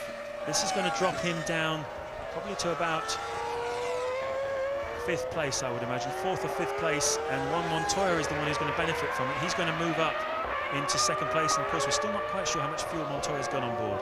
Well, the big story then that we can look for at the moment is, will Barrichello and Coulthard end up in front of those 2 Williams? And it's Montoya that goes through, and it is Ralf who comes into the pit lane, Kevin Piper. Yes, and the other big story, is it going to be Ralf being told to defer to Montoya, or are they going to let them just go out and do their own thing? Patrick Head and Sir Frank Williams were locked in conversation just moments ago before this pit stop, and Ralf makes a quick exit, but it's going to be interesting because fairly shortly we should know who's going to come out on top in the battle here at Williams. But I think the damage is already done, Kevin, because Michael Schumacher 20 seconds in the lead last time around, and we're expecting a Ferrari in this time too, and it must be for Michael Schumacher. We saw Barrichello pitting a few laps ago, so Michael Schumacher then in this time around, we believe. Yes, and he's only 19.9 seconds ahead of Montoya, and that's not going to be enough for him to rejoin in front of the Colombian. So Montoya will again lead the race, I believe, after this pit stop. Michael Schumacher dives in. He needs to make this as quick as he possibly can. No pit lane speeding, of course, for him. They'll have warned him of what happened to Coulthard. No one wants to make that same mistake as David Coulthard made. New tyres going on, brand new tyres. So far, so good. And this is where it pays off for Michael Schumacher when he does not do that extra run in qualifying. He saves new tyres from the Friday morning, for the Saturday morning, as the regulations now work out, through to, it wasn't a particularly good stop, James, was it? Montoya, I believe, will take the lead again, and he does so. Montoya then flashes through the foreground, but he's got to stop again. Michael Schumacher has not got to stop again. Indeed he has. We thought Montoya might be trying a one-stopper, but as it turned out, he stopped very late, of course, but he did put a normal amount of fuel into the car. So it's all to play for here at Magny-Cours. Montoya leading, Michael Schumacher in 2nd place, Rubens Barrichello holding on in 3rd place. David Coulthard, after that stop-and-go penalty, is 4th, Ralf Schumacher 5th, Jarno Trulli still 6th, where he's been pretty much throughout the entire afternoon. And it's been a while now, 4 races since Jordan have scored any points. And they'll be very happy if Jarno Trulli can come in 6th place. Eddie Irvine going fantastically well today in 7th place, made his way up from 12th. A real tigerish day for the Jaguar driver. A little lock-up there, though, Martin, from Montoya. Yeah, it's all right into that corner. Often your front right is doing virtually nothing in there, so it might as well be stationary for a split second or two. It's not going to do you any harm. It's when the back starts sliding in there. So Montoya then over the line in a 1:16.5. That's a good lap time at this stage of the Grand Prix, and he's 3.66 seconds ahead, and we're sure, though, that he's got to stop again. Can Michael reel him in in these next few laps before Montoya stops. But as you said, Jarno Trulli, 6th place man. He's the next target of the flying Eddie Irvine, who's 16 seconds down the road. So Irvine then with a sniff of a World Championship point yet again for the Jaguar team. Yes, already had a podium, of course, in the Monaco Grand Prix, Eddie Irvine, but looking for some more points here this afternoon. So Montoya going to make a stop in the not too distant future. He's leading by 3.6 seconds from Michael Schumacher. Then it's Barrichello 3rd, Coulthard 4th, Ralf Schumacher 5th, Jarno Trulli still 6th. And the final parts of this race, as we work on lap 47 out of 71, still to look forward to.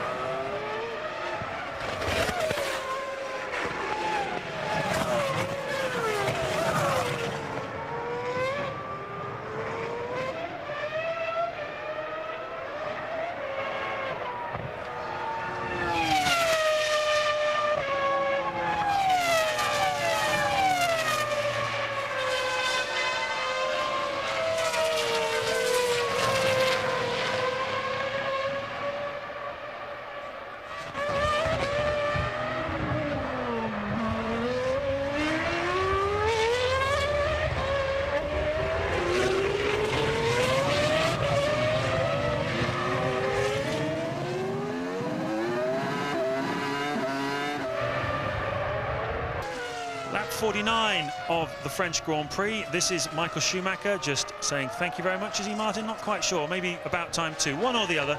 No, I think he was saying, look, why did you go right to the apex before you let me come through? And I don't think that was a kind, particularly happy gesture there from Michael Schumacher, who, of course, is 2nd place at the moment, still about 4.5 seconds behind Michael Schumacher, as Alesi has a reasonable pit stop.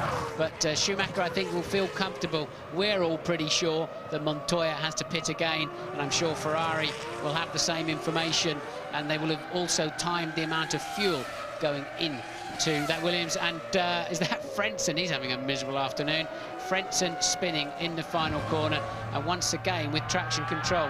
That's a bit confusing how that can happen. Absolutely. We've seen a few high-profile spins this weekend. Here it comes. Round and round he goes. John Lacey had an extraordinary spin yesterday out at the Grand Courbe, and Frentzen getting himself turned around. We understand the Williams crew now are out, ready to receive Juan Montoya. And the $10 million question here, Martin, is where is he going to rejoin? As Luciano Berti makes his stop, where will Montoya return from his pit stop? Will he drop down below 3rd or 4th place? That's Michael Schumacher. I think he'll come back in. Yes, he's going to come back in very, very close to Coulthard, who also has got to stop again yet. But the big news is, how much fuel has Barrichello got in the car, really? That's the story at the moment. Can Barrichello run to the end? He's been out of phase with the rest of them through the afternoon with his 2 early stops so far. Does he have enough fuel? Because if he does, we're looking at a Ferrari 1-2 here. Well, Rubens Barrichello's had a bit of a tough time in the last few races, ever since being asked to move over, make room for his team leader, Michael Schumacher, in the Austrian Grand Prix. His head's gone down a little bit. Here's Juan Montoya, race leader, though, on lap 51, making his stop. Everything fairly routine for the moment. little bit of hesitation there, front jack man. Montoya right on the rev limiter and launches it down the pit lane. Where's he going to rejoin, though? That's the question. Is Coulthard going to come into play? Is Ralf Schumacher going to come into play? Because don't forget that Ralf Schumacher and Montoya were right together on the racetrack before we got into the pit stop sequences. And Coulthard, I believe I saw Coulthard go through from a long shot. Minardi and a McLaren look quite similar on the colour schemes, but I believe, yes, there is Coulthard is ahead. And so that's, yeah, Coulthard then ahead, and Ralf Schumacher is fifth. Where did Montoya come out? We think fifth, James. I think between Coulthard and Ralf Schumacher, because Ralf Schumacher's 4.1 seconds behind Coulthard on the racetrack. Haven't seen a wide shot yet that would tell us that, as Michael Schumacher just pulls another one of those tear-off strips off his visor. Little plastic film that they put on top of the visor just allows them to clear off the oil and the dirt that collects. They have 4 or 5 of them at the beginning of the race and work their way through them, just ripping them off just to make sure they've always got clear vision. Michael Schumacher got 21 laps to go. He wants to be able to see as clearly as he possibly can. And he's leading Rubens Barrichello by 9 seconds. And Montoya, just waiting to see exactly where Montoya rejoined. Coulthard, of course, still has to stop again. Ralf Schumacher has gone strongly. There's McLaren getting ready to presumably to receive, well, definitely to receive David Coulthard. Mika Häkkinen, of course, being out of the race. Yes, indeed. Coulthard is in pit lane. Last time around, he was speeding in the pit lane. I'm assuming it's on the entry there, because there is a point where they have to hit the button.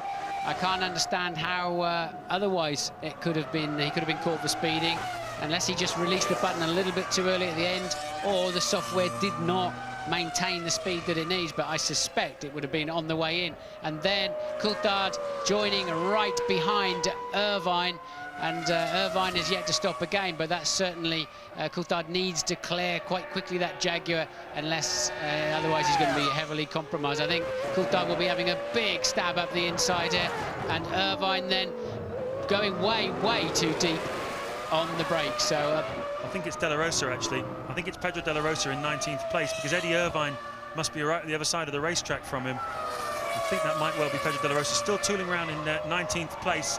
He had a little problem on the parade lap. We thought he'd gone out of the race, but he has still been going out there. So he moved out of the way anyway, saw the blue flags, which if it was Eddie Irvine would be very unlikely to have done that, because he's on the same lap as David Coulthard. So, Michael Schumacher leading after 52 laps from Rubens Barrichello in second place. 7.8 seconds the margin there. Ralf Schumacher in third place, 9.9 seconds behind, and not really on the same pace as Rubens Barrichello, who's certainly the fastest man on the racetrack at the moment. Of course, he will not be probably allowed to have a go at his team leader, Michael Schumacher. And Montoya pulling off the racetrack. Yet another retirement for the Colombian. Looks like some smoke coming out of the back of that BMW engine. What a shame then. Montoya had regained fourth position. Barrichello's up there in second, followed by Ralf Schumacher. Then it was this man, Montoya, followed by Coulthard, but clearly some kind of engine drama, we would imagine. And we saw a little bit of blue smoke, but nothing at the moment. No, the smoke seems to have stopped. I saw a flick of flame just underneath, so it probably isn't engine related, but when Montoya made that stop there, so we don't know what's put Montoya out of the race, but that's changed the complexion of it slightly. It's good news for David Coulthard, who was in 5th place behind him and is now promoted up to 4th place. That'll give him an extra World Championship point, but he really needs Michael Schumacher to have some sort of misfortune if he's really to capitalise here this afternoon. According to information I'm getting up from the pit lane, we're saying the big question is, has Barrichello got to stop again? From the pit lane, we're hearing he has got to stop. So maybe that second place of his is still under pressure at the moment. So, as you said, good news for Coulthard and good news for Ralf Schumacher too, if that is the case. Yes, Ralf Schumacher will move up into second place. He's only 11 seconds behind Rubens Barrichello, but David Coulthard responding as Juan Montoya waves to the crowd. Very disappointed, I would imagine. He's led this race twice this afternoon. He's had a good weekend. Once again, acquitted himself very well indeed, Juan Montoya. Worked methodically with his team. Had some warnings from the Williams team not to be too aggressive. Got himself into fights with Jacques Villeneuve and various other people. They've said, take it easy, Juan. And since then, he's been very mature last 2 Grand Prix. No doubt about it. Solid drives from Montoya. Coulthard then getting a sniff of yet another podium this year. He's heard about Montoya, he's seen the Montoya incident, and he will also be getting information about Barrichello's situation. And Coulthard with a new lap record of a 1:16.008, and the Ferrari mechanics underneath it are ready for, we are sure, Barrichello for what will be his third stop of the afternoon. How is it going to shake out? It's going to be very close between Barrichello, Ralf Schumacher, and a little bit further down the road, though, David Coulthard. It takes 21 seconds to make a pit stop to come in and get back out again. Here is Rubens Barrichello. He was, well, he's probably going to be passed by Ralf Schumacher, but can he get out in front of David Coulthard? That's the big question. A fantastic stop by the Ferrari mechanics, 7.7 seconds. Lots of action and life, as you can see in the pit lane. Where is David Coulthard? As Juan Montoya watches Barrichello rejoining, where is David Coulthard? It's a great TV shot, isn't it? One driver walking back to the pits as one of his main rivals streams out alongside him back onto the racetrack to complete the afternoon, and that's the 8th non-finish of the season for Montoya, and Barrichello does indeed keep third place, it would seem, at the moment, according to your screen. I think we saw Coulthard behind him. Yeah, I think that's David Coulthard. There he is in the back of the picture. So Barrichello and Ferrari have gone very well indeed this afternoon. If you think about it, Martin, they qualified in 8th place with this car, and he's now 3rd. Coulthard qualified 4th and is now 4th. Yes, but of course Coulthard with the stop-and-go penalty pretty much ruined his afternoon. But no doubt about it, Barrichello has made his 3-stopper work. He's made it work well. He used the light load at the beginning of the race, gained some places, charged when he had to charge, and making the best of Coulthard's misfortune.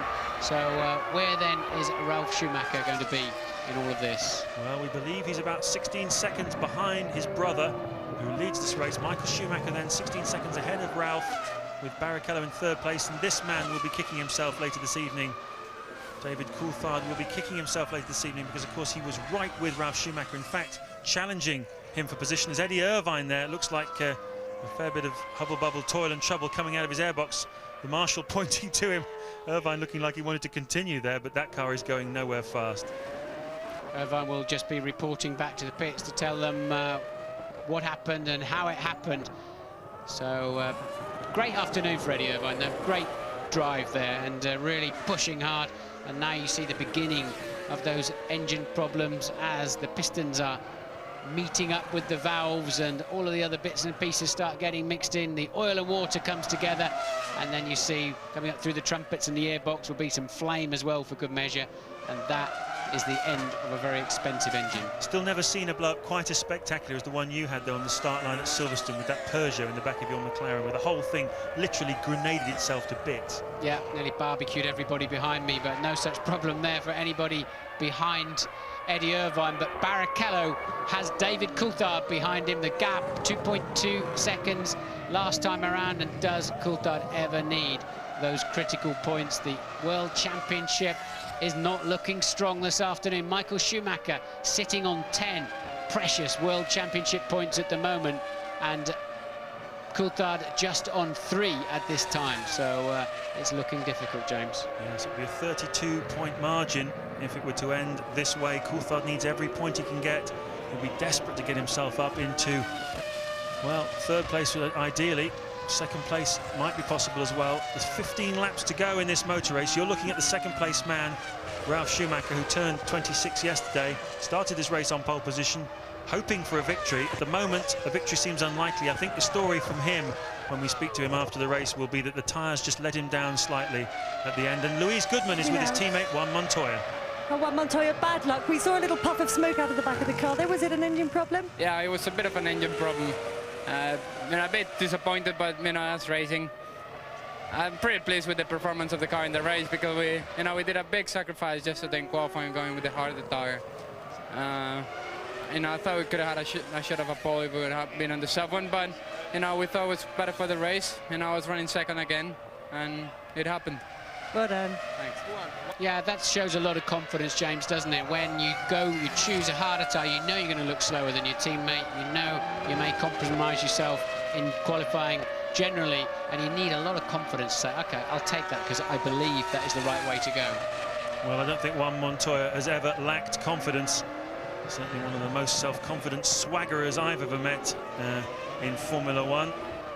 And Michael Schumacher leading this race. There's Coulthard.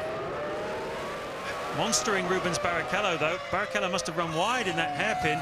We came quite late to that shot, Martin, but this is David Coulthard crawling all over the back now of Rubens Barrichello, and this is for a final podium position. Yes, indeed. Coulthard's been about 3/4 of a second a lap faster than Barrichello through these previous few turns. He's also made up a lot of time. We saw Barrichello out braking himself into the hairpin, and we know that Coulthard has a lot of confidence when it comes to passing Barrichello in the Ferrari. We've seen him do it several times, not least in Melbourne earlier this year. And last year here, Coulthard was trying to pass Ferraris every which way, but will he be able to stay close enough in the dirty air of that long, long Estoril turn 2 corner? But at the moment, he's clearly got a speed advantage over the line then, and it's 0.6 of a second according to the computer.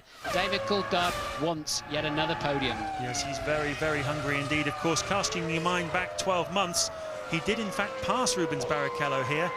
Off the start line, Barrichello got in front of him, and Coulthard passed him just coming up to the corner now where he did it last year. And of course, it was the same corner, that hairpin, where he later on put that extremely bold move on Michael Schumacher, which got him the lead and ultimately the victory. It was a wonderful performance 12 months ago from David Coulthard, and he's really alive now. He wants every point he can get, and he's right on the gearbox of this Ferrari, which seems to have just dropped off the pace slightly. Rubens Barrichello now circulating 6 or 7/10 of a second slower than he was before, and slower than his main rivals, particularly in the slow corners. That's where he seems to be struggling. David did as well there from the looks of things. Yeah, there was a puff of blue smoke out the back of that, but it was the left front was locked up, and then the smoky air going through the Venturi. So Coulthard braking very late into 180 and braking too late in the end, and Barrichello then keeping at that margin at the moment. Yes, without the stop-and-go penalty, of course, Coulthard would have been second. He knows that, we know that, you all know that at home as well. What can he do?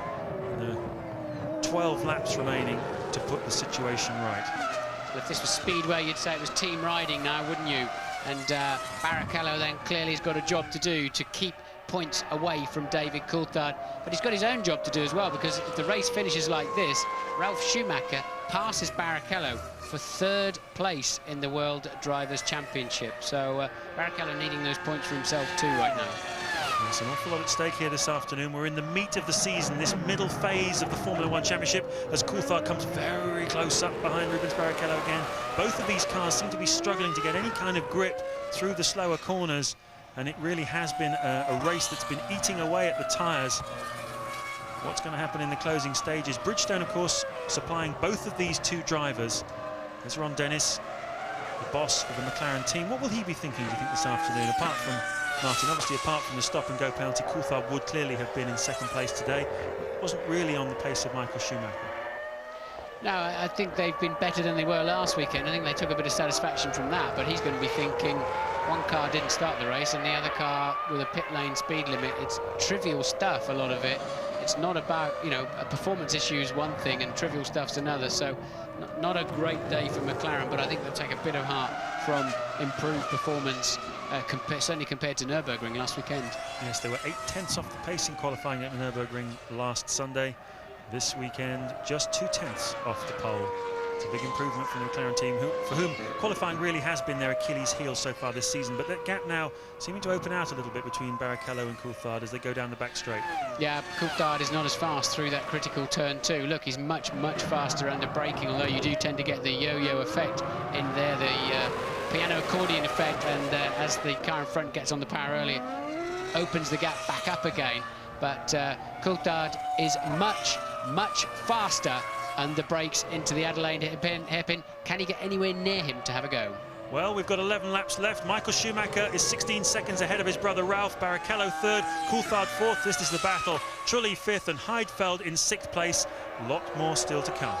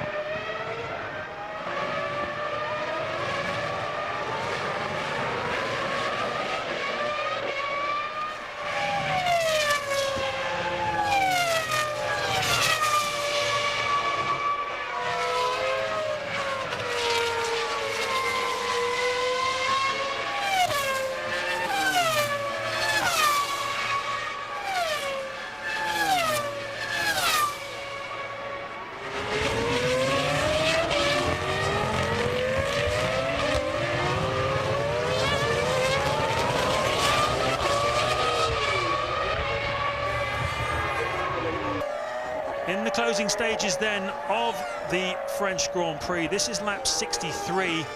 Michael Schumacher leading. There he is from Ralf Schumacher. You just saw a quick glimpse of Jenson Button, who is in 12th place, a little bit better for the Englishman than before, but unfortunately for him, still behind his teammate Giancarlo Fisichella, and now the margin 24 seconds between the two of them. So once again, Fisichella has conquered Button. But nobody has conquered this man, Martin. Michael Schumacher, another flawless drive from him, really, and just like the Nürburgring last weekend, you have to say he's taken all the pressure that everybody's thrown at him. Didn't start this race, of course, from pole position. His brother did, but he's managed to get the lead, and he's kept it. Yeah, but it's different to last weekend, James. He won last weekend's race by somehow grabbing pole, then controlling the early stages and making sure his brother didn't pass him. He did not have the fastest car last weekend. This weekend he has had the fastest car, and that's why he's winning this race so effortlessly. This will be the half-century up if he gets over the line. This will be his 50th Grand Prix win for Michael Schumacher, and he's making it look extremely easy. Barrichello is, well, Ralf is 15.6 seconds behind him, Barrichello a further 5.6, and Coulthard remains less than 1 second behind Barrichello, holding down 4th place, truly 5th. Heidfeld in the final point-scoring position in 6th. Your retirees are Irvine, broken engine, Montoya, broken engine, and Bernaldi, he just stopped on the side of the track. Villeneuve, electrical problems. Hakkinen did not start the race. Yes, Michael Schumacher, as you say, Martin, if he wins here, that'll be his 50th Grand Prix victory, and it'll set him up, of course, for Silverstone in 2 weeks' time, where he can equal Alain Prost's all-time record of 51 Grand Prix victories. Very appropriate if he did it at Silverstone. But all that lying in the future. Alain Prost, of course, this weekend asked the question inevitably, how do you feel about Michael Schumacher closing in on your record? He said, well, first of all, it's inevitable. He is one of the all-time greats, if not the best driver, and I'm only too happy for him to pick up the mantle and take on the records. I think by the time Schumacher winds up his career, whether it's 2004 when his current Ferrari contract expires or whether he goes on beyond that, fair to expect that he will have wrapped up all of the great records that there are for a Grand Prix driver. This, though, the battle between the final podium position between Rubens Barrichello and David Coulthard, just 9/10 of a second in it, and they've only got 8 laps to go if one of them is going to get onto the podium. So traffic ahead of them, but the problem with the blue flag situation these days is everybody has to leap out of the way at the first opportunity, and we don't really see lead drivers having to really work the traffic these days. It's a skill that we used to have. Now they just literally spring out of the way at the first opportunity, otherwise they get penalised. And it's a shame in many ways, because for me, negotiating back markers is a main skill of being a Grand Prix driver. But nonetheless, I guess we see some cleaner and clearer races, some true head-to-heads in other respects. I suppose you'd call that progress, because I remember in the days of you and Senna and Mansell and Piquet and all that, almost every race there was talk about back markers not getting out of the way properly. Blue flags had been waved, hadn't been responded to. And nowadays, as you say, they just jump out of the way like frightened jackrabbits. Yes, indeed, but that's the regulations and you can't fight them. But I was just thinking, you know, Coulthard's best chance of getting past Barrichello looks like it's going to be in the back markers. He's simply not fast enough in turn 2 to use his braking advantage into turn 3. In the dirty air that the Ferrari has finished with, and passes on in his direction as they, and look, Coulthard, then they've cleared that back marker now. We've just picked that shot up, unfortunately, and it hasn't quite paid off, but that is where he's going to find his way past Rubens Barrichello for that final podium slot, which what would be his 7th podium of the year. David Coulthard, once again, just locking the inside left slightly. Barrichello under pressure. Yes, it's been a year of strong race performances from David Coulthard. 2 victories, as you say, 7 podiums. Qualifying has been the problem for McLaren. They've not been able to get the car working as well as they might when it's light with fuel on qualifying settings. Ferrari have had the edge, and latterly Williams too have had the edge. But Coulthard has gone very strongly indeed in the races, and now once again monstering Rubens Barrichello for position. And you talk about back markers and David Coulthard, of course, one's mind immediately turns back to Monaco, where he had a nightmare time trying to get past Enrique Bernaldi, held up for over 40 laps by the Arrows driver, and certainly didn't do him any favours on that day. Coulthard seemed reluctant to just jump in behind the back markers, behind the leaders, sorry, as they came through, to try and find a way past. Has he got any response then for Ferrari in the 6 laps that remain, David Coulthard? Coulthard 20.8 seconds then off the leader, and as you said earlier on, that is going to be frustrating for David Coulthard. That stop and go penalty cost him significantly more than that, And of course, Michael Schumacher not under pressure up front at all, not pushing anywhere near his limits. So it's an unrealistic comparison in many respects, but it just shows you, I think, without that stop and go, what a difference it would have made to Coulthard's afternoon, and certainly would have been a really good battle between Ralf Schumacher and David Coulthard, one of which sadly we were robbed. Yes, Coulthard would almost certainly have been in second place now, and perhaps even challenging Michael Schumacher as he was 12 months ago, but it wasn't to be from the start. Michael Schumacher got a great start. Mika Häkkinen, of course, didn't even take the start. All fairly close together, Ralf Schumacher, Michael Schumacher, Montoya and Coulthard in the opening stages. Rubens Barrichello very cleverly brought up into play by the Ferrari tacticians. They three stopped him, ran him light with fuel, and it worked brilliantly. Got Barrichello up from 8th place on the grid into 3rd place on the racetrack. It's been an afternoon of strategy, of tactics. It's been an afternoon of tyre performances. It's been an afternoon of unfortunate penalties for David Coulthard. I have to ask you, Martin, who is your driver of the day? Who's put in the star performance? A difficult one, I would say, to judge. What's your view? Well, Michael's been cruising, hasn't he, and peerless, I think, this afternoon. I thought Montoya did a very solid job today. Montoya was looking strong, and I admire his courage to go a different way. So for me, Montoya's the driver of the day.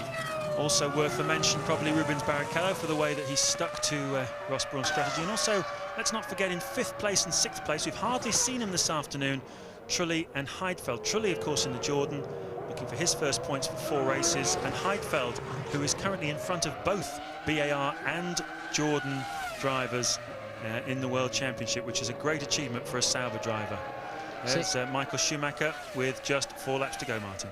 And he's been told on his pit board to drop the revs. In other words, shift gears earlier. Don't look for the little red light to tell you to change gear. Not 400 or 500 RPM off the gear shift points, maybe even 1,000, and that's a huge difference. You know, the mechanical energy going through those engines at best part of 18,000 RPM. Just change gear 1,000 revs earlier, and you take a lot less effort from the engine to do that. But Michael then pretty much easy going for him at the front. And is this another opportunity for David Coulthard to have a stab to get closer to Barrichello? And yes, indeed it is. Barrichello went wide too. We've seen this a few times, haven't we? Coulthard drag racing out of Adelaide hairpin. That time around, it could not work. Barrichello having the wider line, able to get on the power slightly earlier. And, well, Coulthard there with just a sniff of that podium, but it wasn't enough, was it? Absolutely fantastic little bit of action at the end of this Grand Prix. They're going to be squabbling over the final podium position right the way through to the flag. It's going to be a real grandstand finish between these two, both of them struggling clearly to get a lap time out of these very worn and very tired old Bridgestone tyres. And Rubens Barrichello, a slight lapse of concentration, just opened the door there for David Coulthard, and this feisty Scotsman, 30-year-old David Coulthard from Twineholme in Scotland. It's all he needed, just to have a bit of a go. Look how close they are. Wonderful shot there as they both get their pit boards, telling them, as if they needed telling, of how close they are on the racetrack to each other. One of the Benettons is just in front of them, and they're going to have to hurdle that one in the 3 laps remaining. And what's the outcome going to be? You can still see the back of that car just sliding around. They're really struggling for grip. Yeah, they're earning the money out there this afternoon, James. This is a difficult and technical racetrack. The Benetton is in range, but not close enough for a stab under braking for Barrichello to clear it, and so they will have to pick him up maybe down at the 180 corner, somewhere like that, or even towards, let's see, that's Button, of course, he's doing 18.8s. Barrichello and Coulthard doing 17.7s, and the Button clearing out of the way immediately. Does he know that there's 2 cars? Yes, he does know there's 2 cars homing in on him. So Jenson Button taking himself completely out of the equation. And of course, Ferrari will be on the radio to Rubens Barrichello, impressing upon him, as if he needed telling, the importance of keeping Coulthard behind him. This is the difference between keeping Coulthard over 30 points behind Michael Schumacher or under 30 points behind Michael Schumacher. It sounds like a lot with just 7 races left in this World Championship, and it is a lot. Schumacher feeling pretty comfortable at the top, and Ferrari do not want David Coulthard scoring any more points this afternoon than is absolutely necessary. Schumacher just a couple of laps away now from that tantalising 50th Grand Prix victory. Looking down the field, Ralf Schumacher, of course, still second. Barrichello and Coulthard we're seeing here, 3rd and 4th. Jarno Trulli, we've not really mentioned him much, but he's 5th, and Heidfeld is 6th in the Sauber. Kimi Räikkönen, another strong afternoon for him in the second of the two Saubers. He's running in 7th place. Heinz-Harald Frentzen has had all kinds of attentions from all kinds of people, many battles this afternoon, but it's not netted him anything really. He's down in 8th place. Olivier Panis is 9th, and Luciano Berti outperforming his teammate, the very experienced Jean Alesi. Luciano Berti is in 10th place with the two Benettons behind him of Fisichella and Button. These two men then stopped 3 times this afternoon, 3 times scheduled stops for Barrichello for fuel and tyres. Coulthard one very unscheduled one for the extra.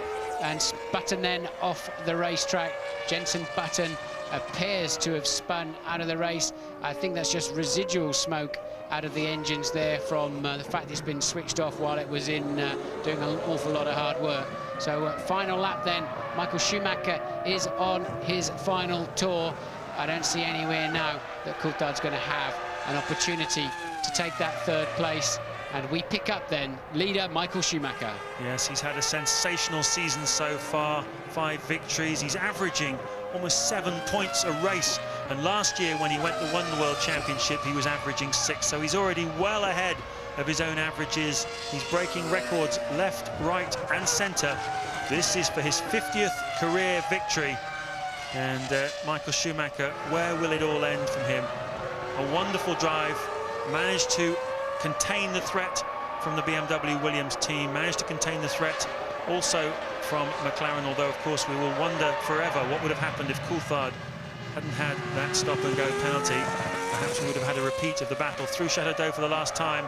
Down towards the chicane comes Michael Schumacher. It's been a very familiar sight throughout the 2001 Grand Prix season. He's won 10 of the last 14. Michael Schumacher wins the French Grand Prix for Ferrari. Vive la différence. Well done, Michael. His team boss, Jean Todt, of course, will be very pleased. And here's the battle for the final podium place between Rubens Barrichello and David Coulthard. Ralf Schumacher has crossed the line in 2nd place. Barrichello gets 3rd, Coulthard gets 4th. We're waiting then for Jarno Trulli to come through in 5th place. And a great day for Ferrari's team boss, the Frenchman Jean Todt, the man who's done so much really to turn this team around. And he announced this weekend, incidentally, that he plans to retire at the end of 2004.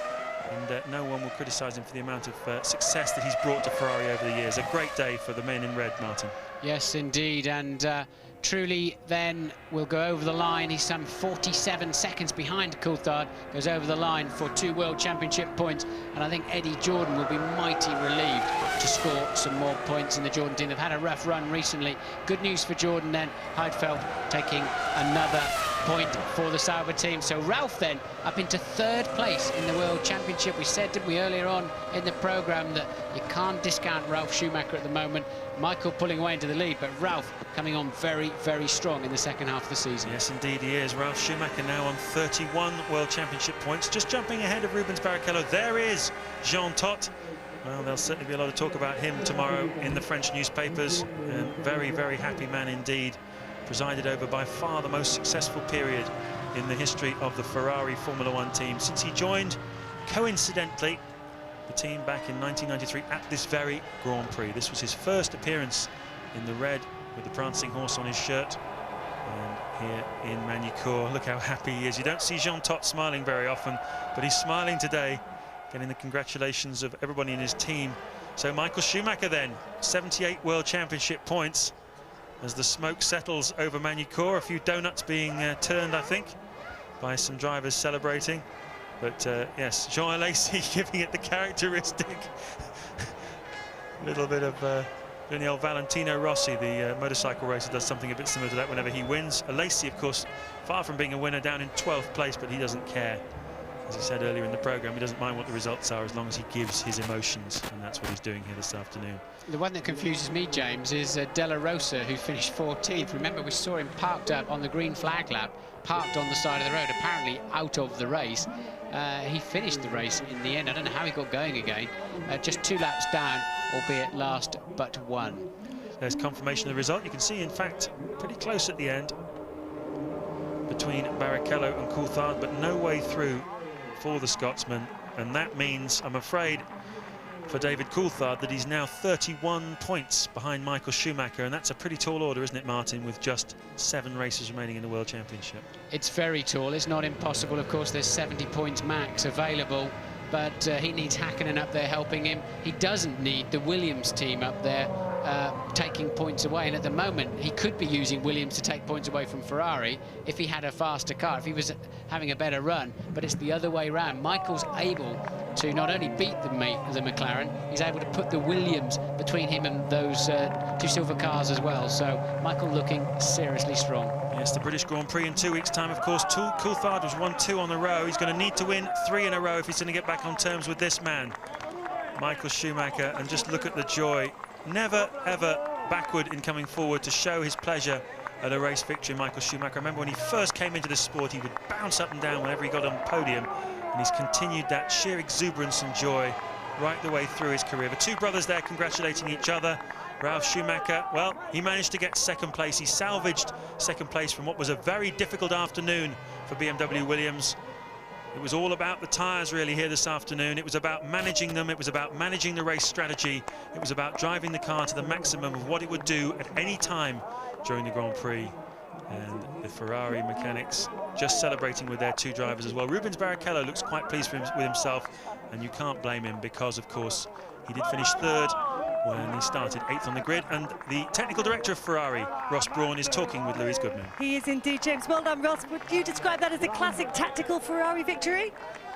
It was pretty good. I mean, the first, and you never know where you are. And when Ralph came in when he did, again like Nürburgring, we knew we had a chance. And we went for a short middle stint to see if we could jump him, and we knew they perhaps only had 1 better set of tyres, which was the first set. So it worked out perfectly. Michael did his normal great job. So and Rubens did a fantastic job as well today. I mean, for a very difficult day yesterday, really he drove a perfect race today. Thanks, Ross. So even Ross Brawn is standing on the start line of these Grand Prix, not absolutely sure what everybody's doing. That's how tight and close it's getting out there, James. It really is a cat and mouse game at the moment. Once again, the Schumacher brothers are king of the castle. And how comfortable is it for Michael Schumacher? He's going to be on the podium, the top step, for the 50th time. To his left will be his brother, and to his right will be his teammate. That's a big comfort zone, isn't it? Absolutely fantastic comfort zone, and nowhere to be seen will be his chief rival for the championship, David Coulthard. He'll be downstairs in the McLaren garage going through what happened with the speeding fine, of course, that he got. Stop-and-go penalty that really ruined his chances of 2nd place here this afternoon. It's all gone according to plan for Michael Schumacher, and although we've seen him on the top step of the podium many times this season, we can't underline enough just how competitive Formula 1 racing has become this season. Let's not forget that going into today's race, a 2nd separated the top 8 in qualifying.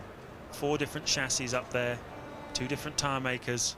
We've got plenty more of that to come in the remainder of the 2001 Grand Prix season. Michael Schumacher looking pretty comfortable, though, at the top of the championship. Can David Coulthard mount a challenge at Silverstone, his home race in 2 weeks' time? Everybody trying to get the good news back to Maranello. We have won, they're saying. You're on telly, they're saying. Somebody said, you're on telly. Yes, the church bells, of course, are rung after every victory by the local priest in Maranello, the base where Ferrari come from. There's Jean Todt just celebrating, and the team, as you can see, very, very happy. They've got used to winning now. I remember a time not long ago, Martin, when you were racing against them, when Ferrari had lost the winning way, and they've very much discovered it now, haven't they? I remember lapping a Ferrari at Silverstone in a Ligier. That's how bad it became for them. They really were in the doldrums in the early 90s, and even with Jean Todt and Ross Brawn and co, it took a while to get that flywheel turning again, but right now nobody can stop that flywheel from turning, even Williams with a superb car. Michael Schumacher then very much enjoying what was a solid afternoon's work for him, wasn't it? Certainly was. The German national anthem will be coming up shortly for Michael Schumacher, who is literally on top of the world.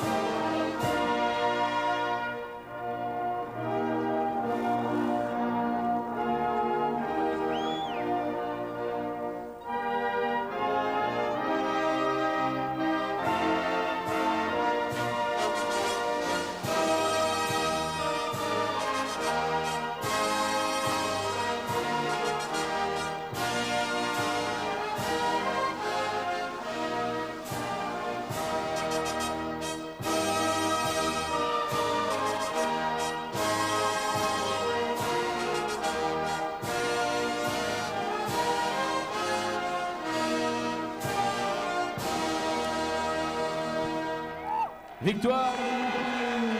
Michael Schumacher there, just chatting a little bit through his own national anthem. And now the Italian anthem in honour of the winning constructor, Ferrari.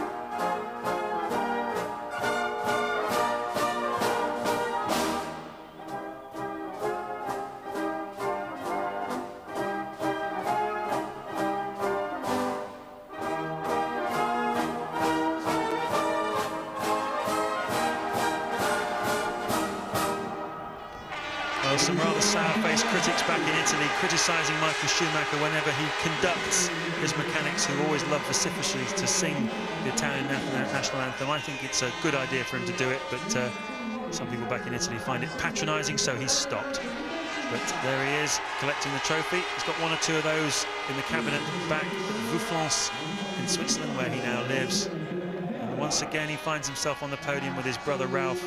And there is the winning constructor trophy being presented to Rubens Barrichello's race engineer, curiously enough, who finds himself up on the podium collecting this one. Yes, that's Michael's 92nd trophy for being on the podium in Grand Prix racing. Ralph then taking second place today. I think he'd be moderately disappointed, actually, James. Yes, although relieved, of course, at what happened to Coulthard, because otherwise he would have been behind him. So 6 more solid points for Ralf Schumacher and more solid points from Rubens. Be careful, Rubens, it's made of glass, don't drop it. So, Martin, a very good afternoon's work by Ferrari.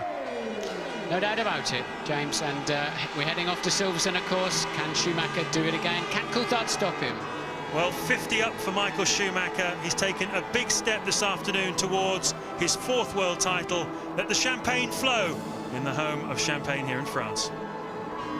Thanks very much indeed, James. Our thanks to Martin as well. We're going to hear from Michael Schumacher, Schumacher brothers and Rubens Barrichello. We hope to have a word with David Coulthard as well. Tony Jardine will pinpoint the key points of the French Grand Prix. You want a frightening thought?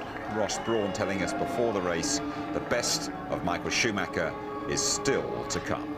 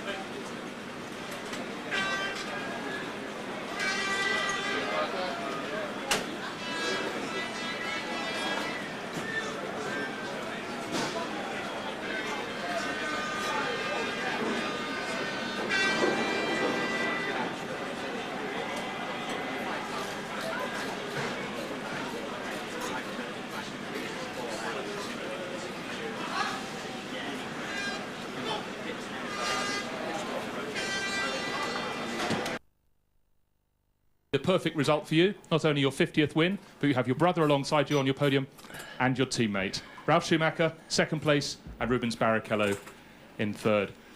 Michael, quite a surprising win, not because you were slow on the track, but before the race, Ross Brawn said to us that you had a clutch problem on the grid.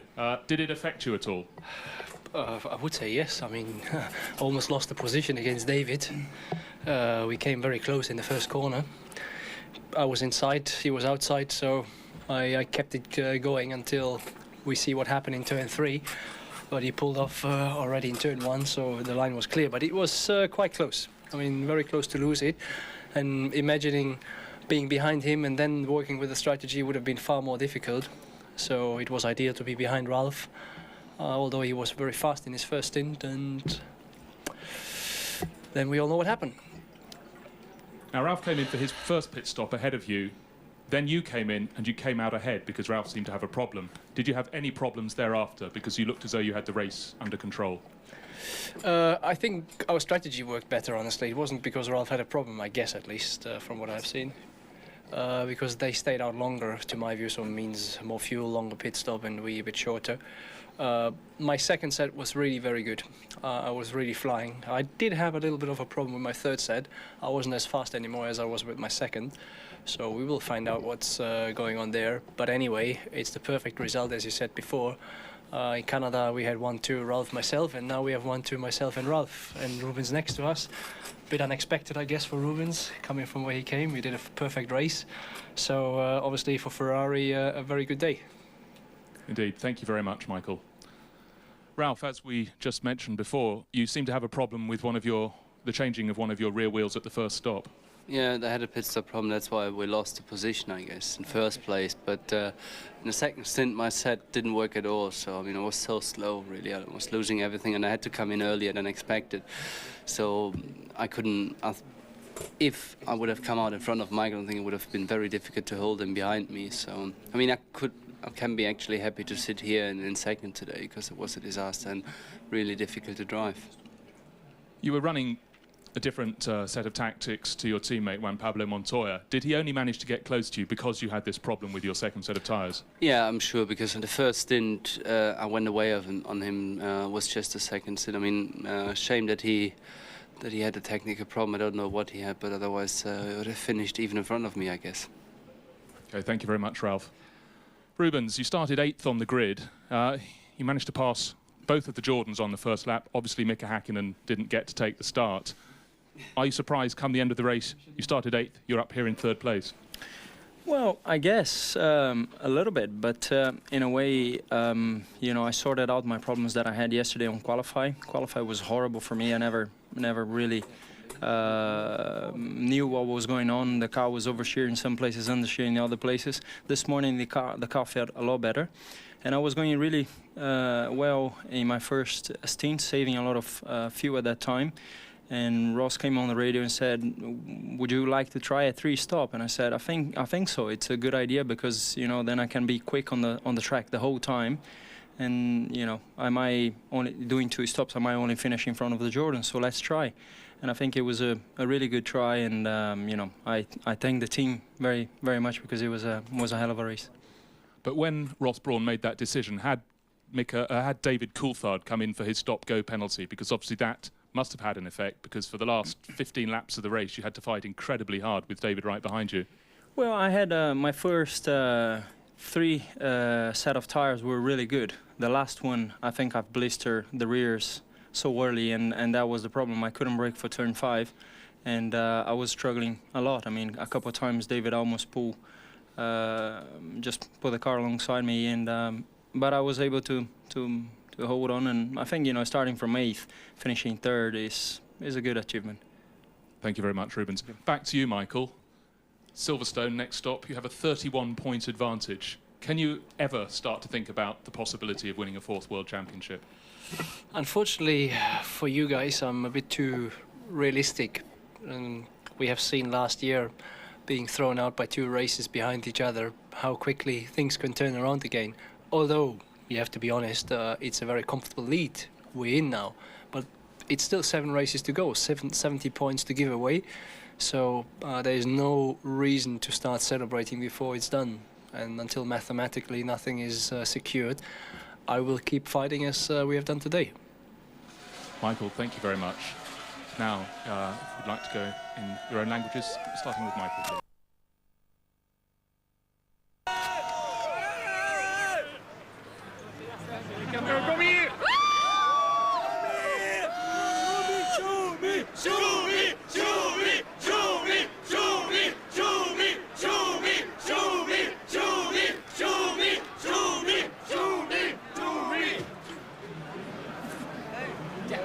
Tanto commercio! Questi ci mancano alla pelle, non li conosciamo ancora.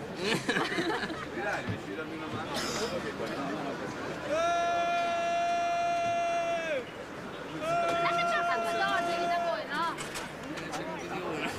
No, qua che non le vedete.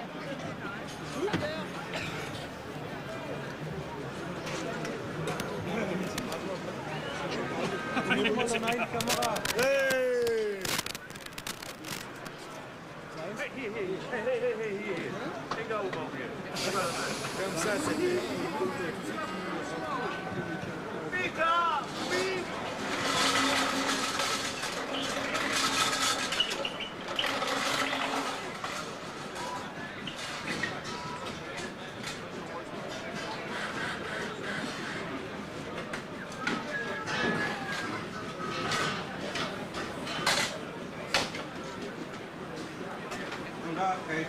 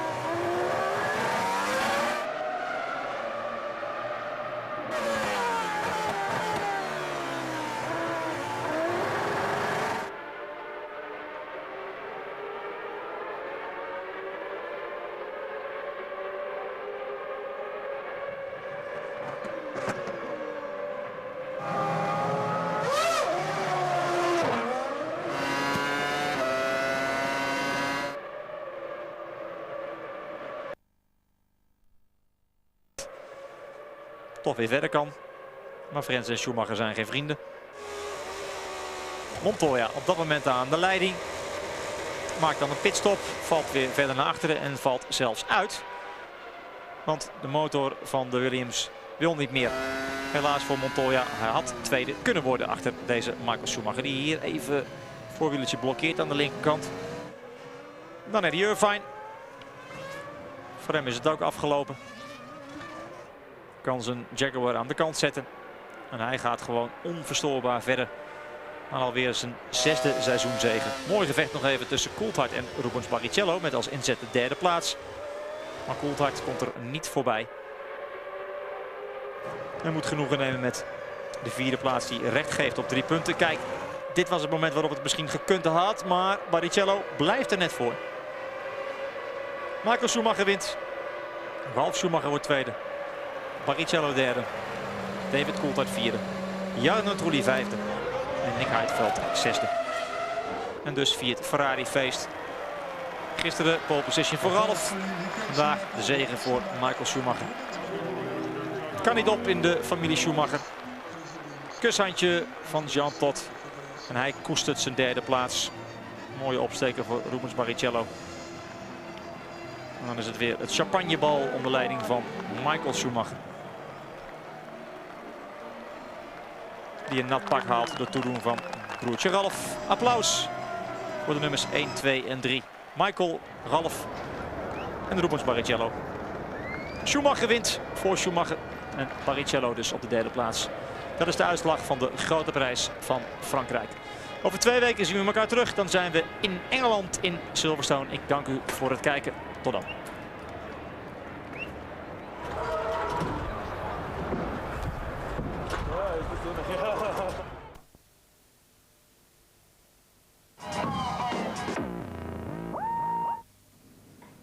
And you're back with us at Manicourt. Let me just confirm the result for you of the French Grand Prix. 10 out of 10. Michael Schumacher, 6 for the pole sitter Ralf Barrichello, second Ferrari driver on the podium. David Coulthard just failing to get up there. Truly getting a couple for Jordan and Nick Heidfeld, another point for Sauber. And 10 rounds gone. And Michael Schumacher now leads David Coulthard by 31 points. Ralf Schumacher a point ahead of Rubens Barrichello now in 3rd place. Montoya is 5th. We can go straight down to Louise Goodman, who's talking to David Coulthard. David, the look on your face kind of says it all. That stop-go penalty cost you dear. Yeah, at the moment I'm not sure whether it was on the way into the pit lane or the way out. I was very surprised when I got the call, but you know, obviously I did speed, so you have to pay the penalty. You didn't give up though. I mean, you kept going at Rubens at the end of the race. Did you think you could get past him, or were you just trying to hound him into a mistake? I thought that was the most likely scenario because I couldn't actually get close to him out of any of the corners, and he was always quick through turn 3. So it was only under braking at the hairpin that I had an advantage, and unfortunately with his speed through turn 1, 2 and 3, I was never really close enough to make an attempt. The gap to Michael obviously getting a bit bigger now. Is the job still achievable though? Yeah, I think that all we can do is wait to the end of the season and review where things are, rather than trying to guess what's happening during the course of the season. You know, it's entirely feasible he could not finish a few races. And it's entirely feasible that you could do well at Silverstone too, because that's always been a good race for you. Yeah, no, absolutely. You know, we've won the last couple of years, and it'd be great to have a win in home trial again this year. Thanks for talking to us, David. David Coulthard with Louise Goodman, a 3rd successive win at Silverstone would do absolutely fine. He does need it, doesn't he, Tony? But I mean, just looking at him there, he was downbeat, he was a bit deflated, and he would know that that 10-second penalty that he picked up here is a major slap in the face for him. It is a big slap in the face for him and for McLaren as well. He is coming into pits now. What we're talking about here is, did he press the button in time when he came over into pits? Is it a software problem linked to not bringing the speed down sufficiently as the car goes out? Because they tell them over the radio to put it out, the flap comes out, the light goes on and off. Now we can't see the light going on and off there at the back of the car. So there is a possibility that it was some software problem, because potentially Häkkinen had a software problem on the grid as well. What we all thought with this succession of failures to get off the grid earlier in the year, that this was linked just to the launch control. But in fact, Adrian Newey told us that it was the engine software itself, the program that switched the engine off. He wasn't even sure there whether he was done for speeding going in or coming out of the pit lane. No. So, and that won't be cleared up for some while. But, you know, it's a very, very expensive mistake, and there's been these little niggling problems for McLaren this year. And I'd just like to add my comment, say we have been robbed a couple of times of potential battles. The other one was at Monte Carlo, and if you remember David thumping his fists on the steering wheel, went and ended up having to follow Bernaldi around, but he still got points. He still got points. It meant an extra stop for him. He had to stop 3 times. So did Rubens Barrichello. And I remember last year he managed to get past the Brazilian, and David almost did it again this time. Couldn't quite manage to get on the podium, could he? He couldn't quite manage to get on the podium, and this is Barrichello's third place, by the way. Look, and that's Barrichello running wide there. And David must have thought, right, I'm in here as a chance. These two have battled at the British Grand Prix. These two have battled in the British Formula 3 Championship, you know, back in '91. They know each other very well. They're used to battling together wheel to wheel, and they give each other just about enough space. It's a nice, safe battle, but unfortunately, DC not on the podium. Absolutely. We can go to the press conference now. We can hear from Rubens Barrichello, we can hear from Ralf, and we can hear from Michael Schumacher. Finishing third is a good achievement.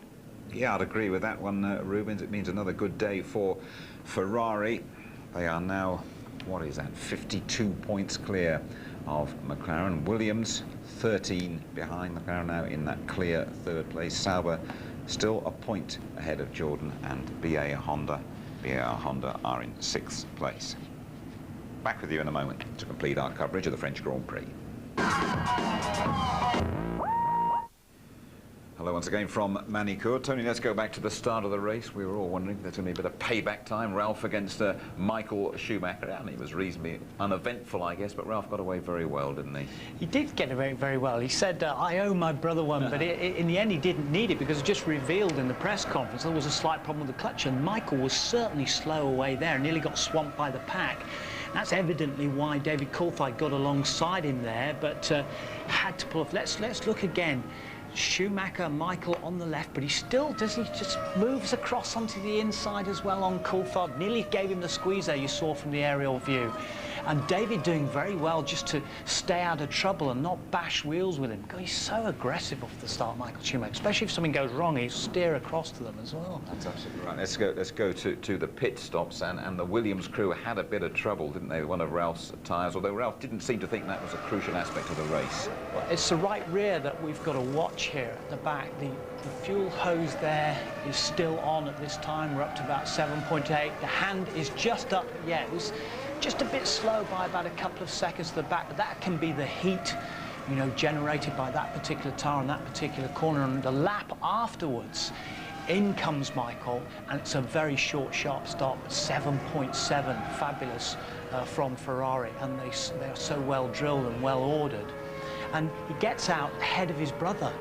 And as things stacked up, that really played very, very well into the hands of Ferrari. And we had the master tactician, Ross Brawn, himself up here earlier on. He wasn't giving anything away, but he was quite confident. Ralphie said his tyres didn't work too well after that, and he was quite happy to get that second place. 3 different leaders of the race. We thought it could be Juan Pablo Montoya's day, but another DNF for the Colombian.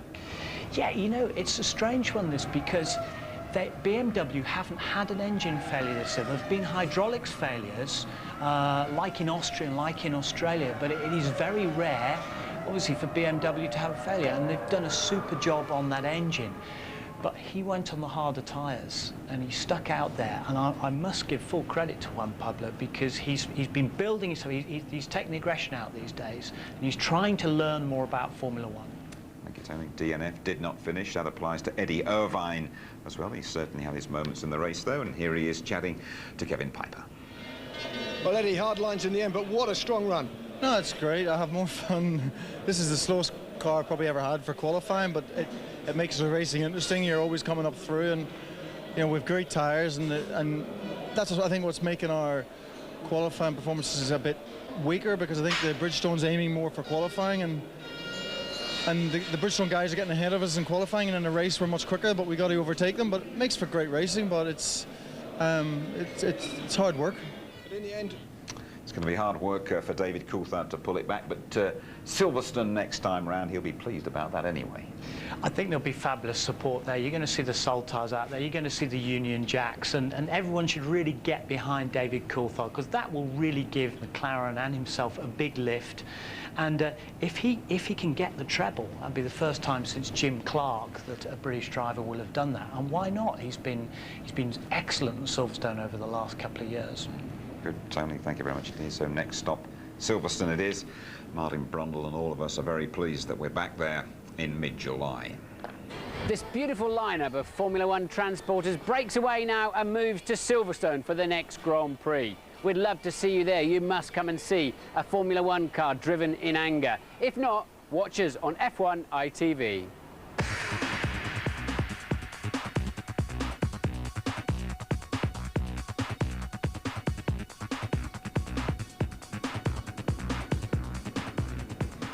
Yep, we're live with qualifying 12:30 on the Saturday. Our race coverage starts at midday on the Sunday. Coulthard going for that hat-trick.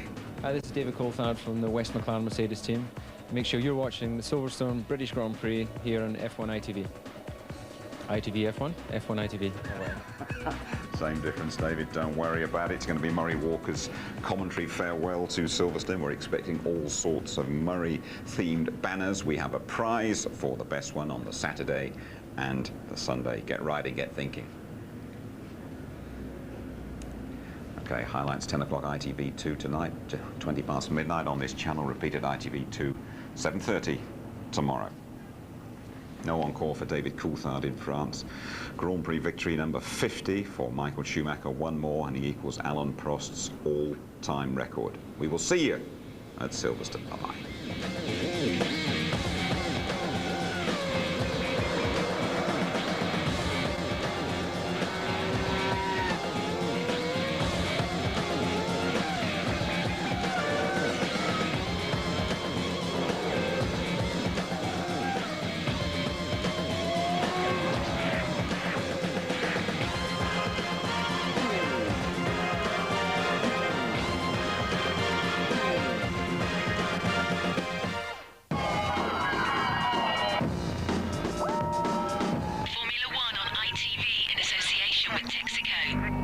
You retire?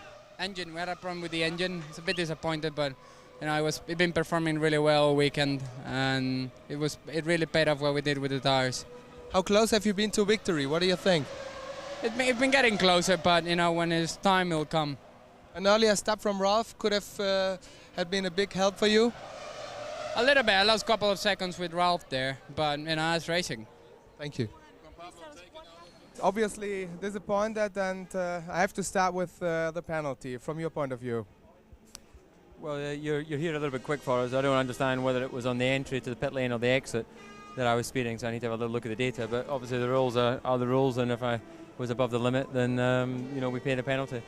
It doesn't help, but I think you were pretty competitive.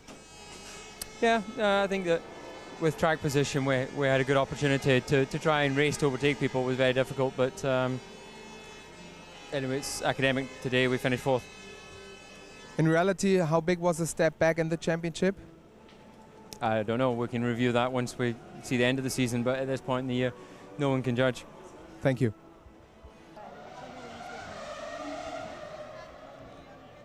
Okay, he's with me. Do you want to come to me now? Just start. Quick as you can. Yes, I have Mika with me now. Mika, I know you're not able to tell us exactly what happened, but just tell us the thoughts that went through your mind when you stopped. Mika, was ist passiert? Well, I think simply it's just what's going on in my mind that time. You know, it's like feeling like you cannot believe it. You can't believe how bad luck I had that kind of situation. You know, when engine started, I thought everything is fine, and then suddenly stopped.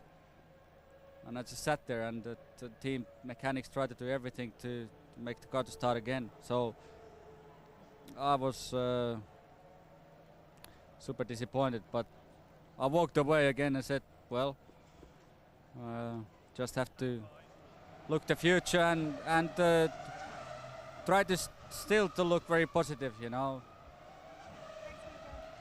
After such a frustrating season so far, Mika, is it something you really waiting for October to start on the next season? definitely this season has been a very disappointing. So I'm sure the future is definitely is in my mind. Thank you.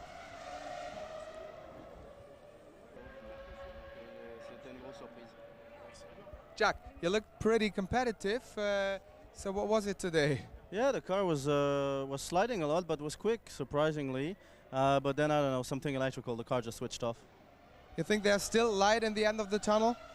I hope so. Thanks.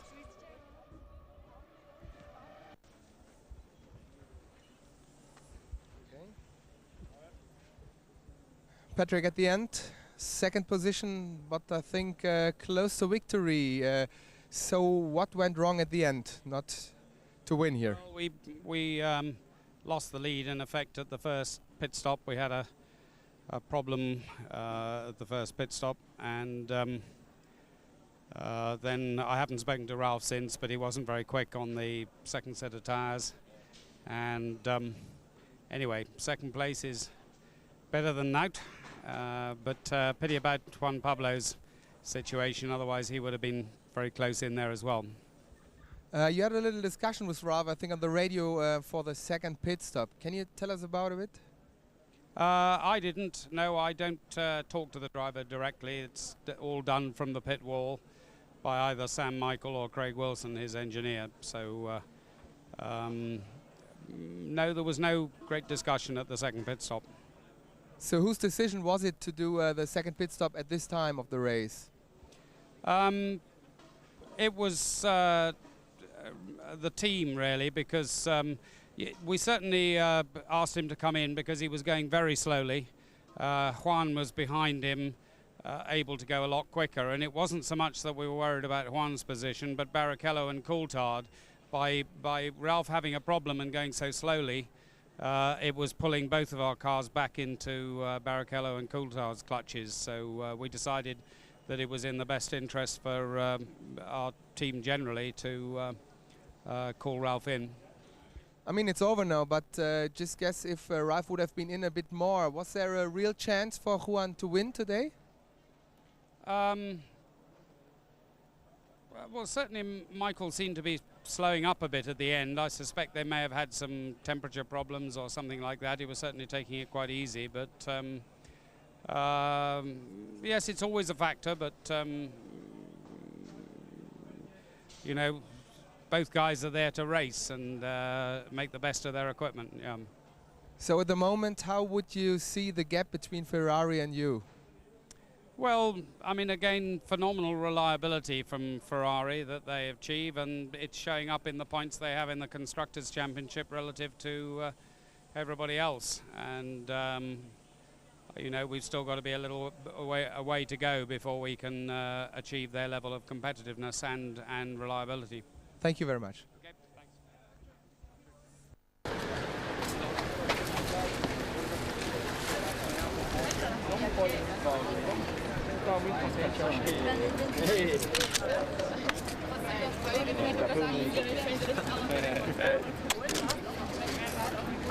Loro sono più bravi. Come le radio. Einmal Gratulation.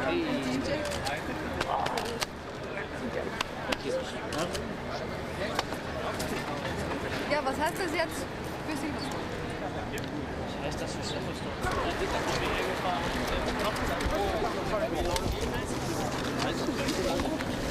Just a second like that. No, that's the team.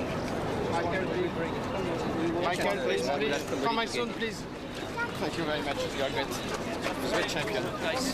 Take it easy. Thank you very, very much. Thank you.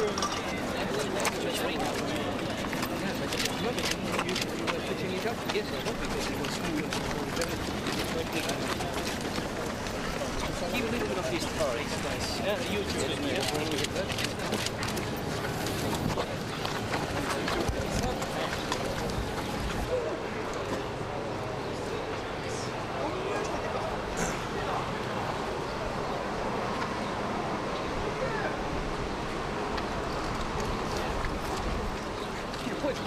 I was quite happy seeing Ruben third. I mean, it was quite an exciting race.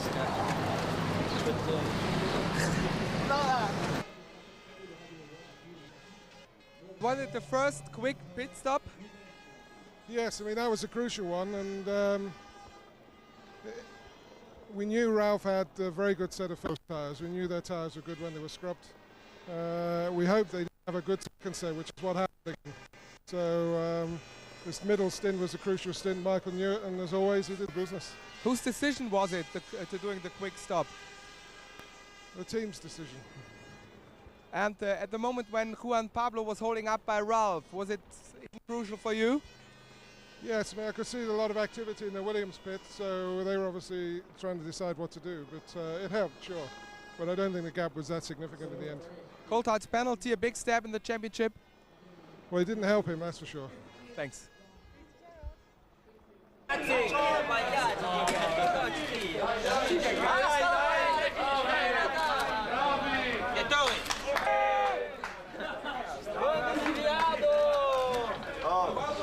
Dateli sopra.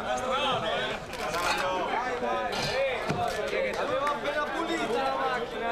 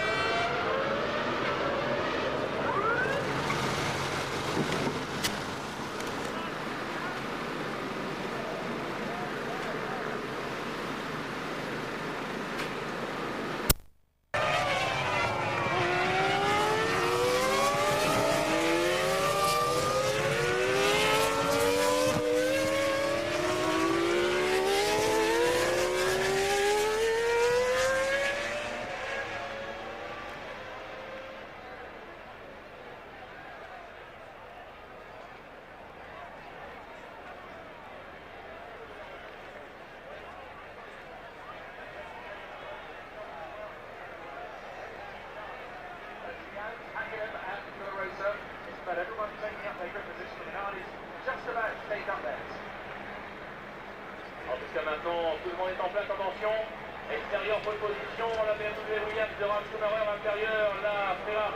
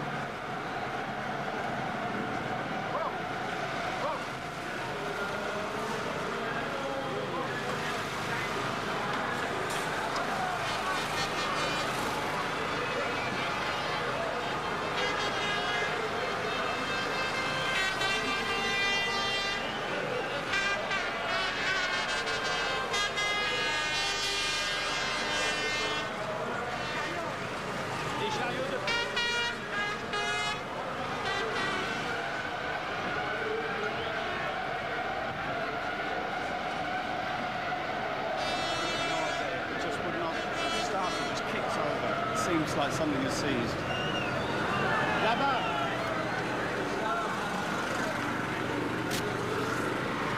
At the start there, what broke on the car? Was it the drive shaft? Really don't know, you know, the team tried to start the car. They were trying to start it, but it just didn't, engine didn't even spin, didn't even roll some reason. Something has broken inside inside somewhere, it didn't start. It's not your year. Very bad luck, Mika. Bobby Rahal, it looked as though we'd lost Pedro de la Rosa from the race on the parade lap. Now he's still running. What happened? Just an electrical glitch, apparently, but they recycled the MCU, I think, and it just came back. Everything's fine. Unfortunately, he's a lap down. Thank you. Tough luck.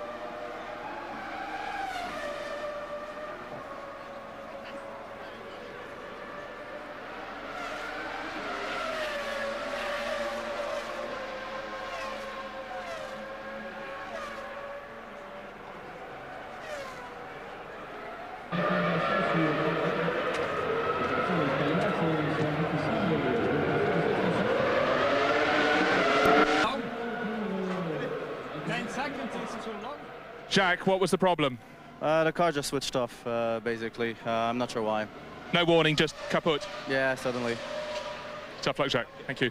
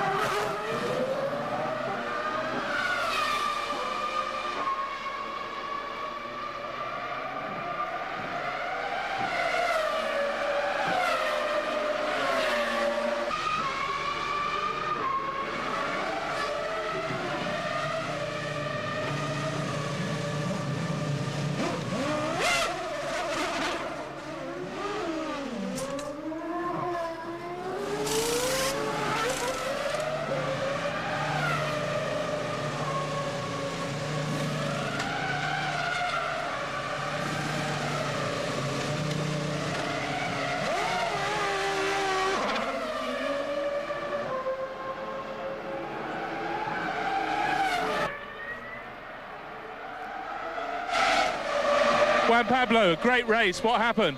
I think we had a problem with the engine. Just lost power and died. Now, you ran a very different tactic at the start of the race to Ralph. Was that something you decided before the race, or the team just decided as the race went on? But, you know, we're in different strategies, running different tires, so, you know, we knew we were going to be quicker than him in the race. Tough luck.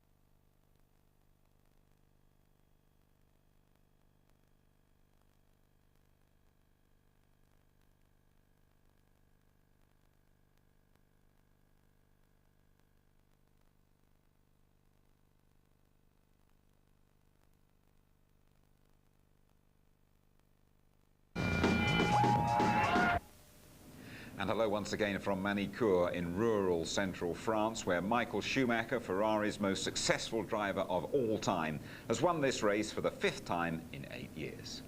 It is very satisfying, and it was hard work, in particular until the second pit stop. Very tough work, maximum performance. But then obviously it was a little bit more easygoing, except some communication problems because radio didn't work, and I didn't know until probably 15 laps to the end what was finally the positioning. It was very tough for us because we had tire problems, especially I had on the second set especially. I mean, it was dog slow actually. That was the reason that I decided to come in a bit earlier as planned and to change the third set, and that went a bit better. I'm very pleased. I think it's been a hell of a race. I think you know, it was the proof of yesterday that I wasn't happy. It was a little bit of a misunderstanding between myself and my engineers. We didn't get the maximum out of the car, and this morning the car felt a lot better. So it was only the case to not get in trouble at the first few laps and being just attack everywhere. I've seen last year being thrown out 2 races behind each other, and you never know. Racing is a different story. It's a sport and it's unpredictable. It's a comfortable lead on the other side, but not done yet. Well, Eddie, hard lines in the end, but what a strong run. No, it's great. I have more fun. This is the slowest car I've probably ever had for qualifying, but it makes the racing interesting. You're always coming up through, and you know, with great tires, and that's I think what's making our qualifying performances a bit weaker, because I think the Bridgestone's aiming more for qualifying, and the Bridgestone guys are getting ahead of us in qualifying, and in the race we're much quicker, but we got to overtake them. But it makes for great racing, but it's hard work. David, the look on your face kind of says it all. That stop-go penalty cost you dear. Yeah, at the moment I'm not sure whether it was on the way into the pit lane or the way out. I was very surprised when I got the call, but you know, obviously I did speed, so you have to pay the penalty. The gap to Michael obviously getting a bit bigger now. Is the job still achievable though? Yeah, I think that all we can do is wait to the end of the season and review where things are, rather than trying to guess what's happening during the course of the season. You know, it's entirely feasible he could not finish a few races. And it's entirely feasible that you could do well at Silverstone too, because that's always been a good race for you. Yeah, no, absolutely. You know, we've won the last couple of years, and it'd be great to have a win in home soil again this year. Just confirming the result for you then, another 10 out of 10 for Michael Schumacher. Ralph seemingly quite content with that second place. Barrichello doing really well to get on the podium after where he started. Coulthard, 3 points his return from Manicourt. Trulli getting Jordan's first point since Barcelona back in April, and another point for Sauber from Nick Heidfeld. And that means Michael Schumacher is now a massive 31 clear of David Coulthard. Ralf Schumacher overtaking Barrichello. Montoya led the race but failed to finish for the 8th time this season. And Ferrari now with a massive 52 points lead in the constructors, on course for a win double. 6 more points for Williams in 3rd. Heidfeld getting that point for Sauber, and Trulli a welcome couple for Jordan. Well, Tony Jardine, it all went wrong for McLaren even before the race.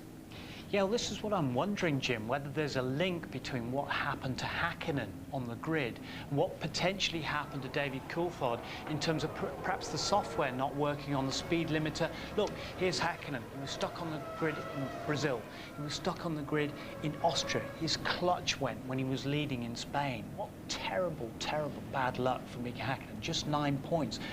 But it's the software that switched the engine off of David Coulthard at Monte Carlo as well. And we're just trying to work out, along with Coulthard, whether that affected his speed limiter, which got him a 10-second penalty. Yeah, I think in commentary, Martin Brundle described what happened to McLaren as trivial, but it's very, very serious in terms of Coulthard's World Championship quest. It's painful for Ron Dennis. It's painful for all the people at McLaren who are watching that, and it's a real uphill struggle.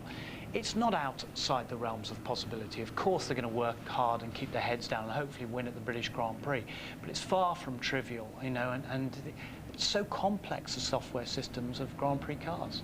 But speeding in the pits, I mean, how can that really happen?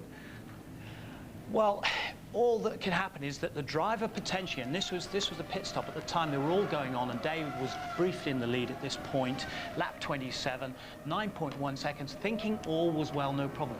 Did he put the pit lane limiter button on early enough when he crossed the line, or did he take it off before he reached the white line at the end? Now, the light normally flashes on the back with the little fuel flap up as well, which signifies that the pit lane limiter is on.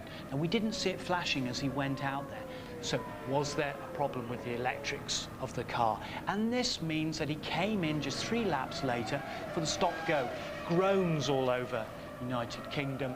A lot of the fans over here in France watching as well, because it means he's got an even tougher battle. But out David goes, and there's only one race this year, that was Canada where engine went, where he hasn't scored, you know, points, the same as Michael Schumacher, who went out in San Marino with brake problems. He nearly got 3rd place, and you know, he just keeps battling away, David Coulthard, so you can't discount him. Right, so consistent, but he nearly did need a few more today. Driver of the race from your point of view, though, Eddie Irvine. Tremendous, because he's had that 3rd place in Monte Carlo. His tail is up. He knows this car is getting better and better. Here he is chasing Olivier Panis for 9th place, and every place counts, but so neatly inside at the Lycée there, which is the last corner before you go back onto the pit straight, and just slots in beautifully. And here on Heinz-Harald Frentzen, this was for 8th place, so he's going the right way. He's getting up the order and heading towards the points. And then this happens, unfortunately, with the Jaguar Cosworth engine. We actually saw flames coming out of the inlet there of the big air scoop just above his head, which is a great shame, but a lot of promise for Jaguar. But we have to say to his former teammate Michael Schumacher, we are not worthy. Tremendous. We're in the middle of a Ferrari era, and a tremendous role. You know, Alain Prost has won this event 6 times. This man here, Michael Schumacher, has now won it 5 times, 94, 95, 97, 98. But 50 Grand Prix wins, that is some feat, and puts him just 1 behind the great Alain Prost himself. And quite rightly, the team giving him the big hugs here. He is, you know, the best in the world. He deserves to be on that top step, and there's the jump that signifies it all. And as James was saying in the commentary, you know, he really enjoys his wins, and we love watching him win. Do you think he's going to make it 51, equal Alain Prost record finally at Silverstone? No, my money's on David Coulthard to do it there, and get the triple, the first man since Jim Clark to do that. Tony, thank you very much indeed. So it is indeed next stop Silverstone. It's always a very big weekend for us. I understand there are still a few tickets available, by the way. Watch the qualifying here from 12:30 on ITV. Our build-up starts at midday on the Sunday. Highlights 11:15 Sunday night, and that programme repeated ITV2, 7 o'clock on the Monday. World title, a very long shot now for David Coulthard. The bookies all set to close the book on Michael Schumacher. But that Silverstone hat-trick, well, be ample compensation. Good night.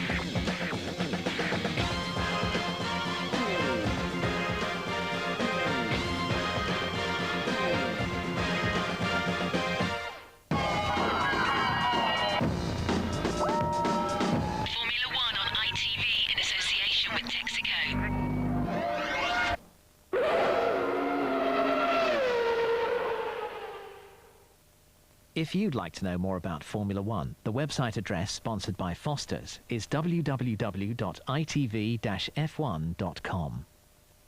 Says he's a great enthusiast for greater integration across Europe, so we will be seeing them pushing in that direction. He's already talked about turning the Council of Ministers of the different European countries into a sort of second chamber of the European Parliament, having an elected European Commission. It's all that old integrationist stuff. The Belgians are also talking, their Finance Minister Didier Reynders, about harmonising European taxes. Scandinavians are going to run a